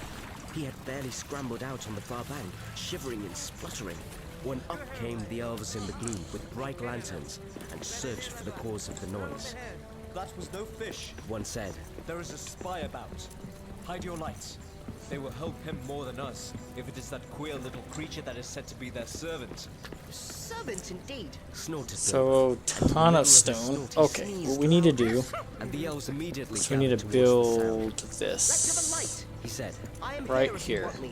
and he slipped off his ring and popped from behind a rock. Black diamond. They Fuck. seized him Okay. quickly, in spite of their surprise. Who are you? Are you the dwarves' hobbit? What are you doing? How did you get so far past our sentinels? They asked one after another. I am Mr. Bilbo Steel Baggins, pickaxe, that's what we need. companion Two. of Thorin, if you want to know. So I elven know wood. your Oh, king well by we can make sight, that now. though perhaps he Perfect. doesn't know me to look to. But Bard will remember me, and it is Bard I particularly want to see. Do we need? Said they. And what may be your business? We don't need anything here, but we can't. Whatever We'll it is, actually it's take my own, my those. good elves. But if you wish Alright, let's head to get back. to your own woods Fuck. from this cold, cheerless place, Alright, let's head He back. answered, shivering. you will take me along quick to a fire where I can dry. Son of a bitch. And then you will let me speak to your chiefs I need as quick black as they will. diamond. Okay, let's I get a have steel only an hour to pickaxe, spare. and I think we'll be alright. That is how it came about, that some 2 hours after his escape from the gate, Bilbo was sitting beside a warm fire in front of a large tent. And there sat two, gazing curiously at him, both of the Elven King and Bard. A hobbit in Darn, elvish it's that armor, hand. partly wrapped in an old blanket. The place up Beneath here Really, you know, Bilbo was saying in his best business to the manner. right. things are impossible. Personally, I am tired of the whole affair. I wish I That was back in opens the up. West in my own home, where folk are more reasonable. But I have an interest in this matter. 1/14th share, to be precise, according to a letter, which, fortunately, I believe I have kept. He drew from a pocket in his old jacket, which he still wore over his mail, crumpled and much folded, Thorin's a letter that had been put under the clock on his mantelpiece in May. A share in the profits, mind you, He went on. I am aware of that. Personally, I am only too ready to consider all your claims carefully, and deduct what is right from the total before putting in my own claim. However, you don't know Thorin Oakenshield as well as I do now. I assure you, he is quite ready to sit on a heap of gold and starve as long as you sit here. Well, let him, Said Bard, Such a fool deserves to starve. Quite so. said Bilbo. I see your point of view. At the same time, winter is coming on fast. Before long, you'll be having snow and whatnot, and supplies will be difficult, even for elves, I imagine. Also, there will be other difficulties. You have not heard of Dane and the dwarves of the Iron Hills? We have, a long time ago. But what has he got to do with us? Asked the king. I thought as much. I see I have some information you have not got. Dane, I may tell you, is now less than 2 days' march off, and has at least 500 grim dwarves with him. A good many of them have had experience in the dreadful dwarf There and it goblin wars, is. of which you have no doubt heard. When they arrive, there may be serious trouble. Why do you tell us this? Are you betraying your friends or are you threatening us? Asked Bard grimly. My dear Bard, Squeaked Bilbo. don't be so hasty. I have never met such suspicious Put folk. extra I'm shit merely trying to avoid there. trouble for all concerned. Steel Now, I'll pickaxe make you an offer. there. Let us hear it. They said, You may see it. said he, It is this. and he drew forth the Arkenstone and threw away the wrapping. The Elven King himself, whose eyes were used to things of wonder and beauty, stood up in amazement. Even Bard gazed marveling at it in silence. It was as if a globe had been filled with moonlight and hung before them in a net woven of the glint of frosty stars. This is the Arkenstone of Thrain, Said Bilbo.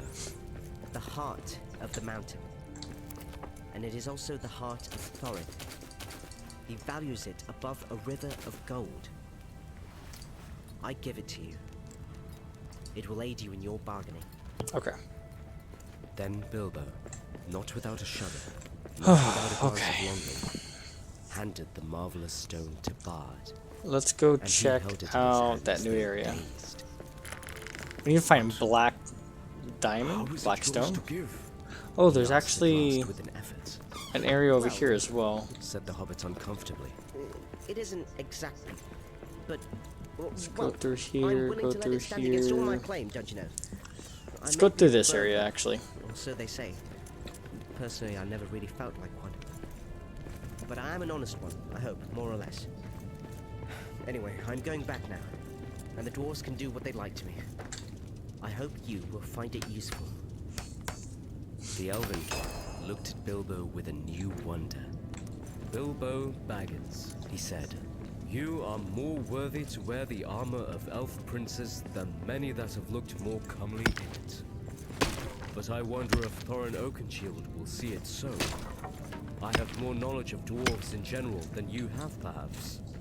I advise you to remain with us, and here you shall be honored and thrice welcome. Thank you very much, I am sure, said Bilbo with a bow. But I don't think I ought to leave my friends like this, after all we have gone through together. And I promised to wake old Bomber at midnight too. Really, I must be going, and quickly. Nothing they could say would stop him, so an escort was provided for him, and as he went, both the king and Bard saluted him with honor. As they passed through the camp, an old man, wrapped in a dark cloak, rose from a tent door where he was sitting, and came towards them. Yeah, give me a second. Mr. Baggins. He said, clapping Bilbo on the back. There's always more about you than anyone Of expects. course we got room for another little Was dwarf. Gandalf. For the Let me first check time this for area many up a here day, real Bilbo quick, and was then I'll get you in, my boy. delighted. But there was no time for Give all me the a minute. questions that he immediately wished to ask, All in good time. said Gandalf. Things are drawing towards the end now, unless I'm mistaken. Okay, we have There is an completed unpleasant this sight just section. in front of you, but keep your heart up. You may come through all right. There is news brewing that even the ravens have not heard. Okay, let me get to town now. And then I'll get Puzzled you but in. cheered, Bilbo hurried on. He was guided to a safe ford and set across dry. And then he said farewell to the elves and climbed carefully back towards the gate. Great weariness began to come over him, but it was well before midnight when he clambered up the rope. Where do you get black Still diamond where he from? left it. He untied it and hid it, and then he sat down on the wall and wondered anxiously what. I imagine you have to destroy this. At midnight, he woke up Bomber, and then in turn rolled himself up in his corner, without listening to the old dwarf's thanks, which he felt he had hardly I'm heard. gonna destroy this real quick. Alright, give me a minute and then I'll get you in, my boy. Forgetting all his worries. Nodes, chests, and kills. Okay, that's what I figured. As a matter of fact, he was dreaming. So I have to open up probably the orc chest then for some black diamond.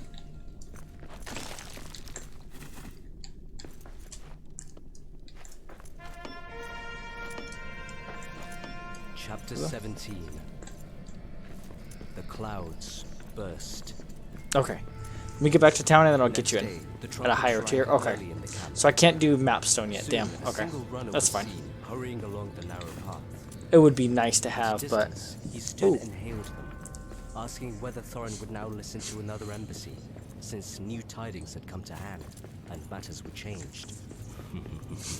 That will be Dane. Said Thorin when he heard. let's go to town. We've got wind of his coming. Let's get you in. I thought Torch that has would gone out. Bid them come few in number and weaponless, and I will hear. He called to the messenger.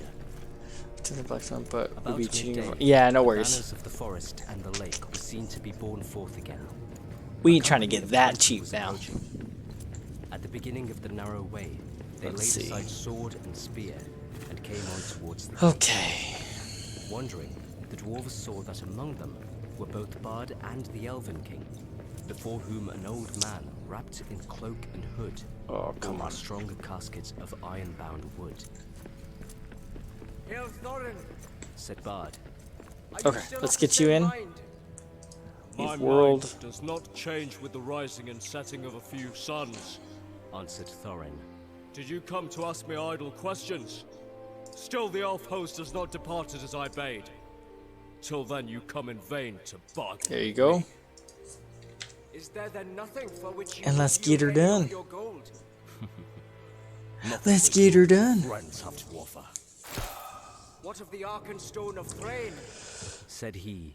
And at the same moment, the old man opened the casket and held aloft the jewel. The light leapt from his hand, bright and white in the morning. Then Thorin was stricken dumb with amazement and confusion. I can make No one elven spoke boxes for a now. long while. Thorin at length broke the silence, and his voice was thick with wrath. Thick with it. That stone Was my father's. And is mine. He said, Why should I purchase my own? but wonder overcame him, and he added, But how came you by the heirloom of my house? If there is need to ask such a question of thieves, We are not thieves. Bard answered, Your own we will give back in return for our own. The fuck we ain't. came you by it? shouted Thorin in Welcome, gathering welcome. rage. I gave it to them. Furnace. Bilbo, who was peering over Plus the wall one. by now in a dreadful Let's see what fright. we got. Cave honey. Cave spiders. Thorin, turning upon him and grasping Craft. him with both hands. Moria tribe. Moria tribe. You undersized Salad. He shouted at a loss for words, and he shook poor Bilbo like a Oven. rabbit. by the beard of Durin. I wish I Blue could kettle. not fear. Curse him for his choice of you. May his beard wither. Okay. As for you, I will throw you to Where to go? Where to go? And lifted Bilbo in his arms, Let's go down here. Your wish is granted. said a voice. The old man with the casket threw aside his hood and cloak. Here is Gandalf. And none too soon, it seems. If you don't like my burglar, please don't damage him. Put him down. Quiet. I And see listen prey first to what he ahead. has to say. You all seem in league. Said Thorin, dropping Bilbo on the top of the wall. Never again will I have dealings with any wizard or his You got work friends. today? Or are you off today? What have you to say, you descendants of rats? Dear me, Said Bilbo. I am sure this is all very uncomfortable. You may remember saying that I might choose my own fortune's share.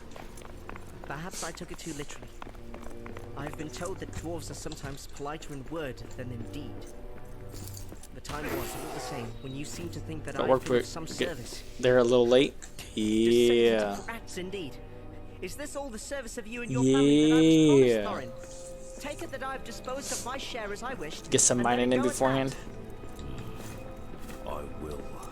Said Thorin. I gotta leave for work in about That 12 hours. may we never meet again.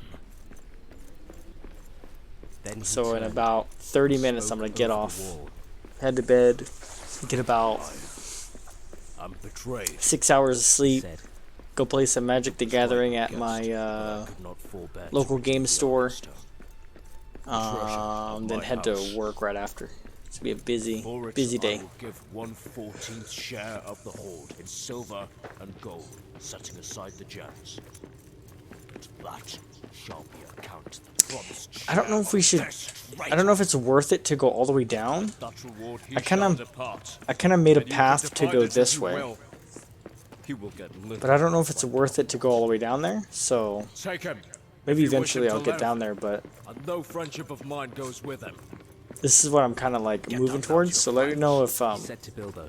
if there's like a different path or a better path I should go down. What about Kinda the gold just and silver?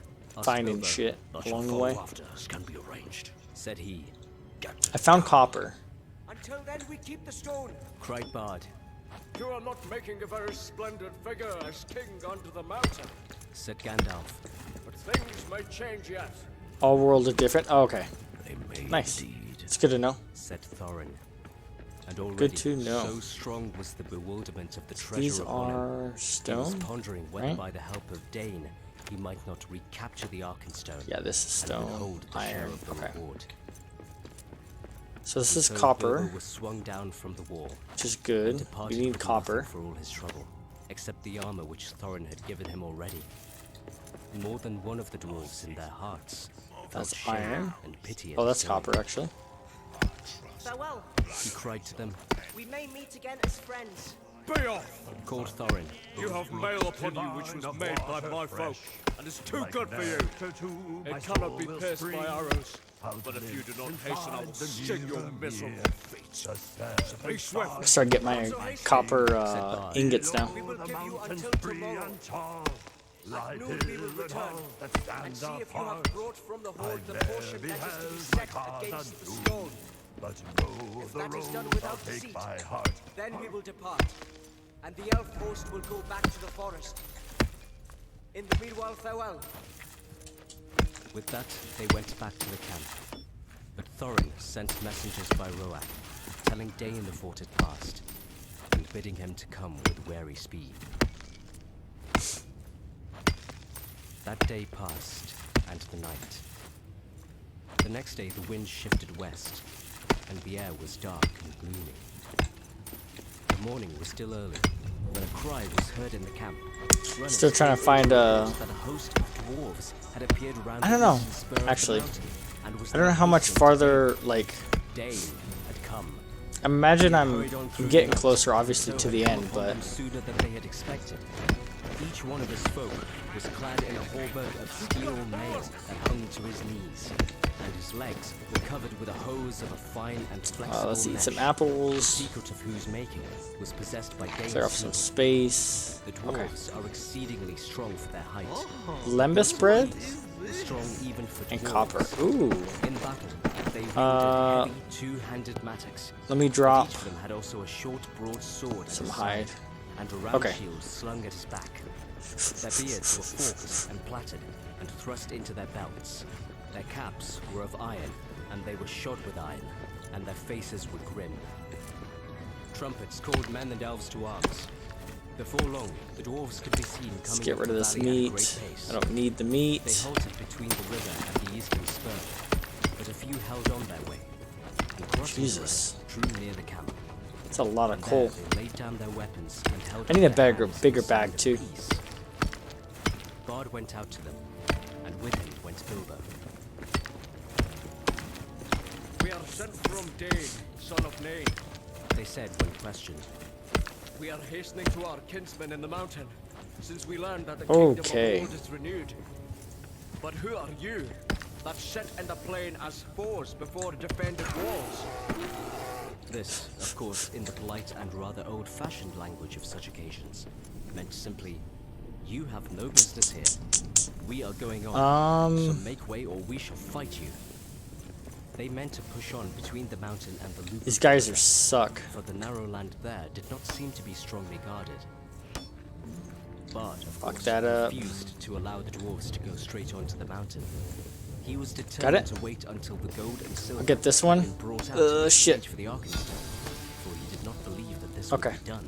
Jesus. Once the fortress was manned with so large and warlike a company.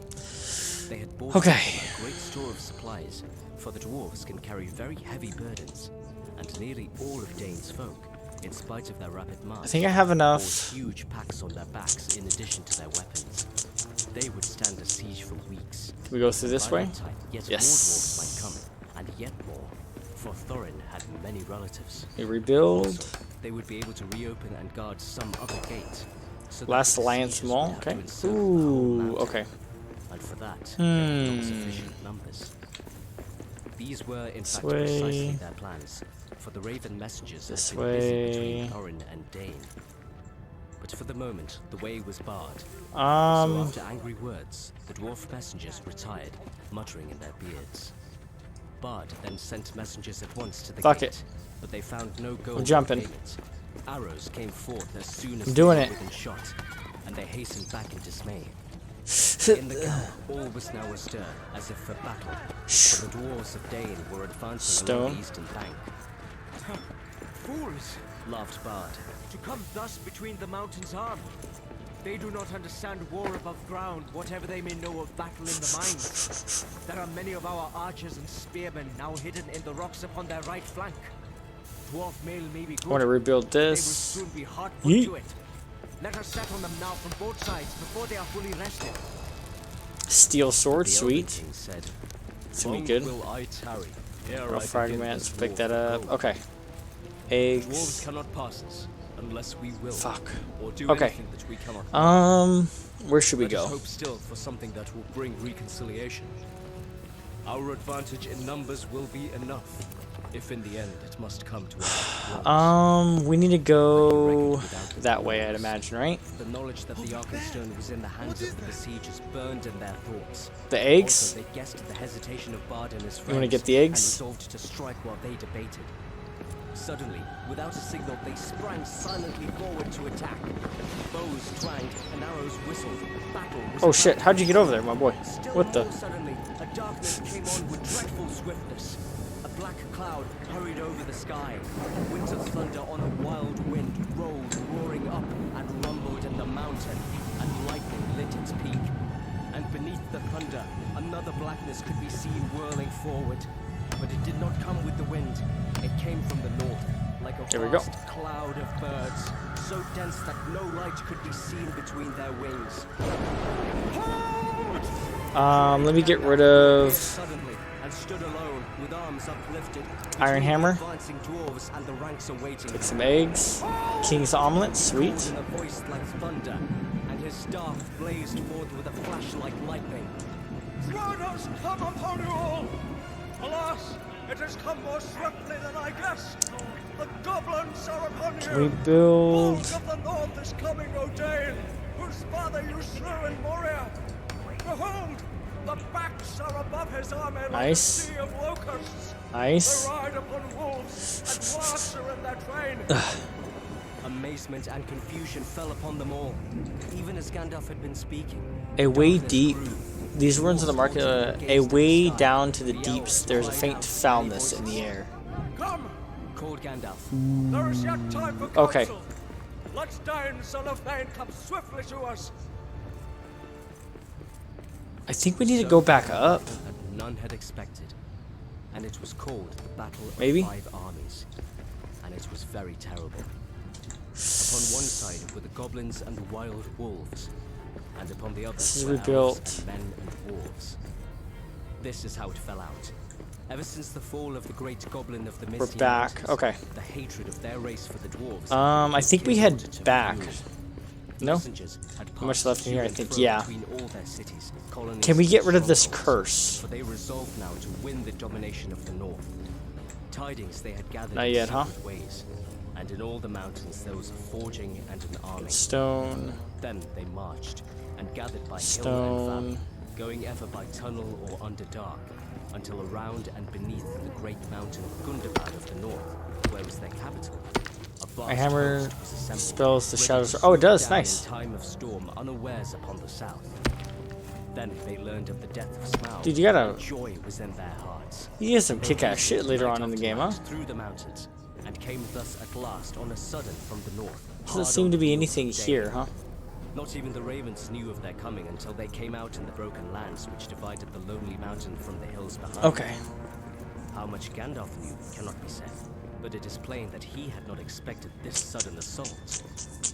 This is the plan that he made in council with the Elven King and with Bard, and with Dain, for the Dwarf Lord What now is this? joined them.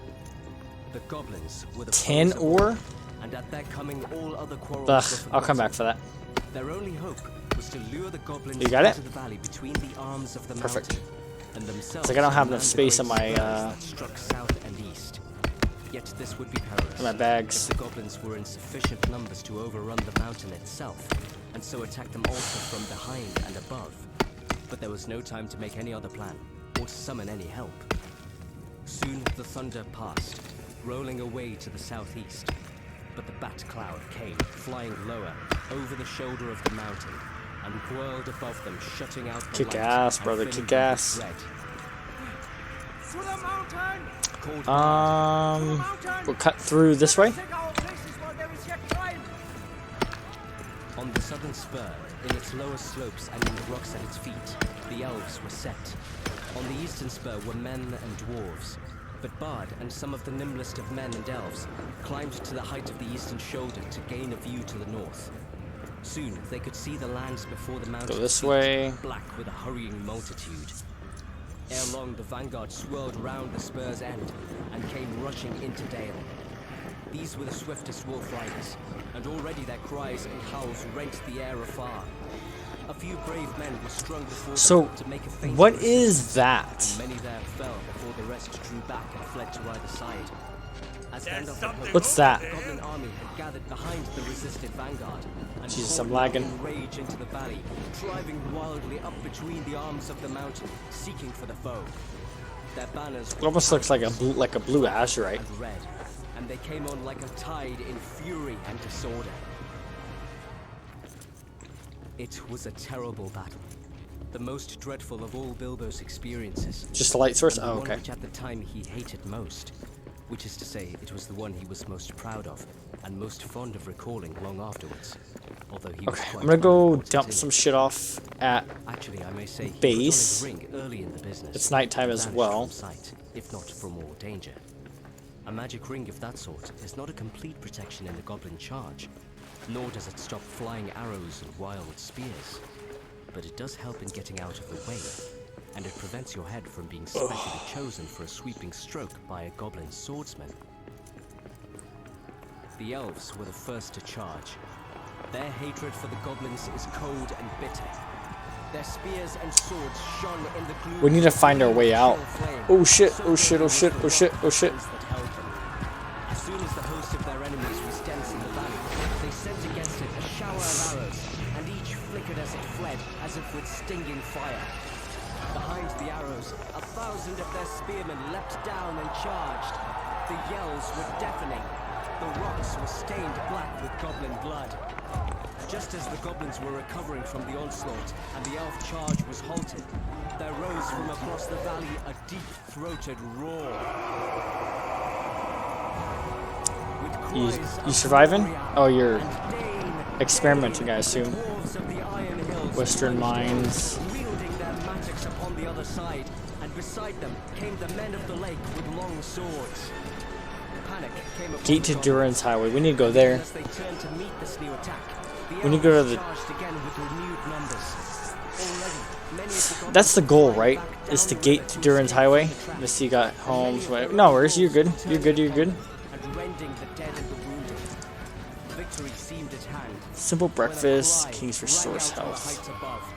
Okay, let's Goblins had restore scaled some the shit. mountain from the other side, and already many were on the slopes above the gate, and others were streaming down recklessly, heedless of those that fell screaming from cliff and precipice to attack the spurs from above. Each of these could be reached by paths that ran down from the main mass of the mountain in the center, and the defenders had too few to bar the way for long. Victory now vanished from hope. I could probably do a Only stemmed copper... the first onslaught of the black tide. Yeah, I could do a copper thing now. Thingamabobber. Thingamajigger. Gathered again in the valley. Thingamajigger. There, a host of wargs came ravening, and with them Put the came eggs bodyguard away. of Bolg, goblins of huge size with scimitars of steel. Let's get... Soon, actual darkness was coming into a stormy sky, while still the great bats swirled about the heads and ears of elves and men. grab that. Fastened vampire-like on the stricken. Let's drop our ingots. Now, Bard was fighting to defend the eastern spur, and yet giving slowly back. We actually probably start making copper ingots now instead, actually. Oh, bronze? Nope, can't do that. Build a bellows. Came a trumpet call. What do we need for a They had bellows? forgotten Thorin. Part of the wall, moved by levers, fell outward with a crack Steel into ingot? the pool. What do we need for a steel ingot? Oh, okay. We need iron ore. Out leapt the Okay, king that's good to under know. the mountain, and his companions followed him. Hood and cloak were gone. They were in shining Let's go armor. drop some The coal red off. light leapt from their eyes. In the gloom, the great dwarf gleamed like gold in the dying fire. Rocks were hurled down from on high by the goblins above, but they held on. Leapt down to the bull's foot, and rushed forward to battle. I think we have. The rider fell or fled before them. Thorin wielded his axe with mighty strokes, and nothing seemed to harm him. I could. I'm gonna give you something to ease your way through. Appreciate it. Appreciate it. Down, heedless of order, rushed all the dwarves of Dane to his help. Down too came many of the Lakemen, for Bard could not restrain them. And out upon the other side came many of the spearmen of the elves. Once again, the goblins were stricken in the valley, and they were piled in heaps until Dale was dark and hideous with their corpses. Ooh, first age crossbow. Oh, fuck yeah. Drove right against the bodyguard of Bald, but he could not. I need already behind him among the arrows, right? I need to make some bolts. And many dwarves, and many a fair elf that should have lived yet long ages merrily in the wood. And as the widened, his onset grew ever slower. This way, right? His numbers were too few. His flanks were unguarded. Oh wait, you gave me 99 bolts. Were attacked, and they were forced into a great ring, facing every way, hemmed all about with goblins and wolves returning to the assault. The bodyguard of Bald came howling against them, drove in upon their ranks like waves upon cliffs of sand. Their friends could not help them, for the assault from the mountain was Where the bolts at? Redoubled force, and upon either side, men and elves were being slowly beaten down.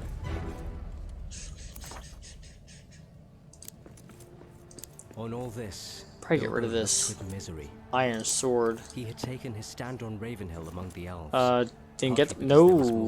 I don't think so. At that point, and partly unless part of his mind, because if he was going to be in a last desperate stand, he preferred, on the whole, I guess I do. The Elven King. Gandalf too, I may say, was there, I don't see on the ground as where the bolts at. Preparing, I suppose, some last blast Put them of in magic here before the end. That did not seem far off. It will not be long now, thought Bilbo. Before the goblins win the gate, and we are all. Do I have to equip the bolts?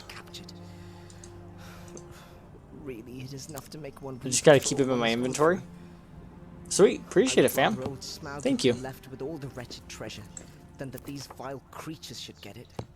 And poor old Bomber and Balin and Fili and Keely and all the rest come to just have them in your inventory. Okay, I appreciate it, man. Appreciate all the help you've been giving me. Misery me. I have heard songs of many battles. These are ready. And I have always understood that defeat may be glorious. It seems very uncomfortable, not to say distressing. What is this? I wish I was well out. Steel ingots. Let's go put these steel ingots away for right now. Okay, I think I'm gonna get off. To be honest with you, I think it's about that time for me to head off and figure out my next plan of attack when I get back on. I'm not gonna be on tomorrow. I might be back on Thursday or Friday, maybe. We'll see. Thanks for popping on with me for a little bit. Sorry you got late notice on the stream message, stream notification. I'll wait for this chapter to be done. I hope you have a great day at work today, Snuffle. Appreciate you, fam. Okay. I think I don't know which day I'm gonna be doing it. One day I'm doing Baldur's Gate, the other day I'm doing Moria, so I'll let you know though. I gotta look at my schedule. Take care, fam. And knew no more.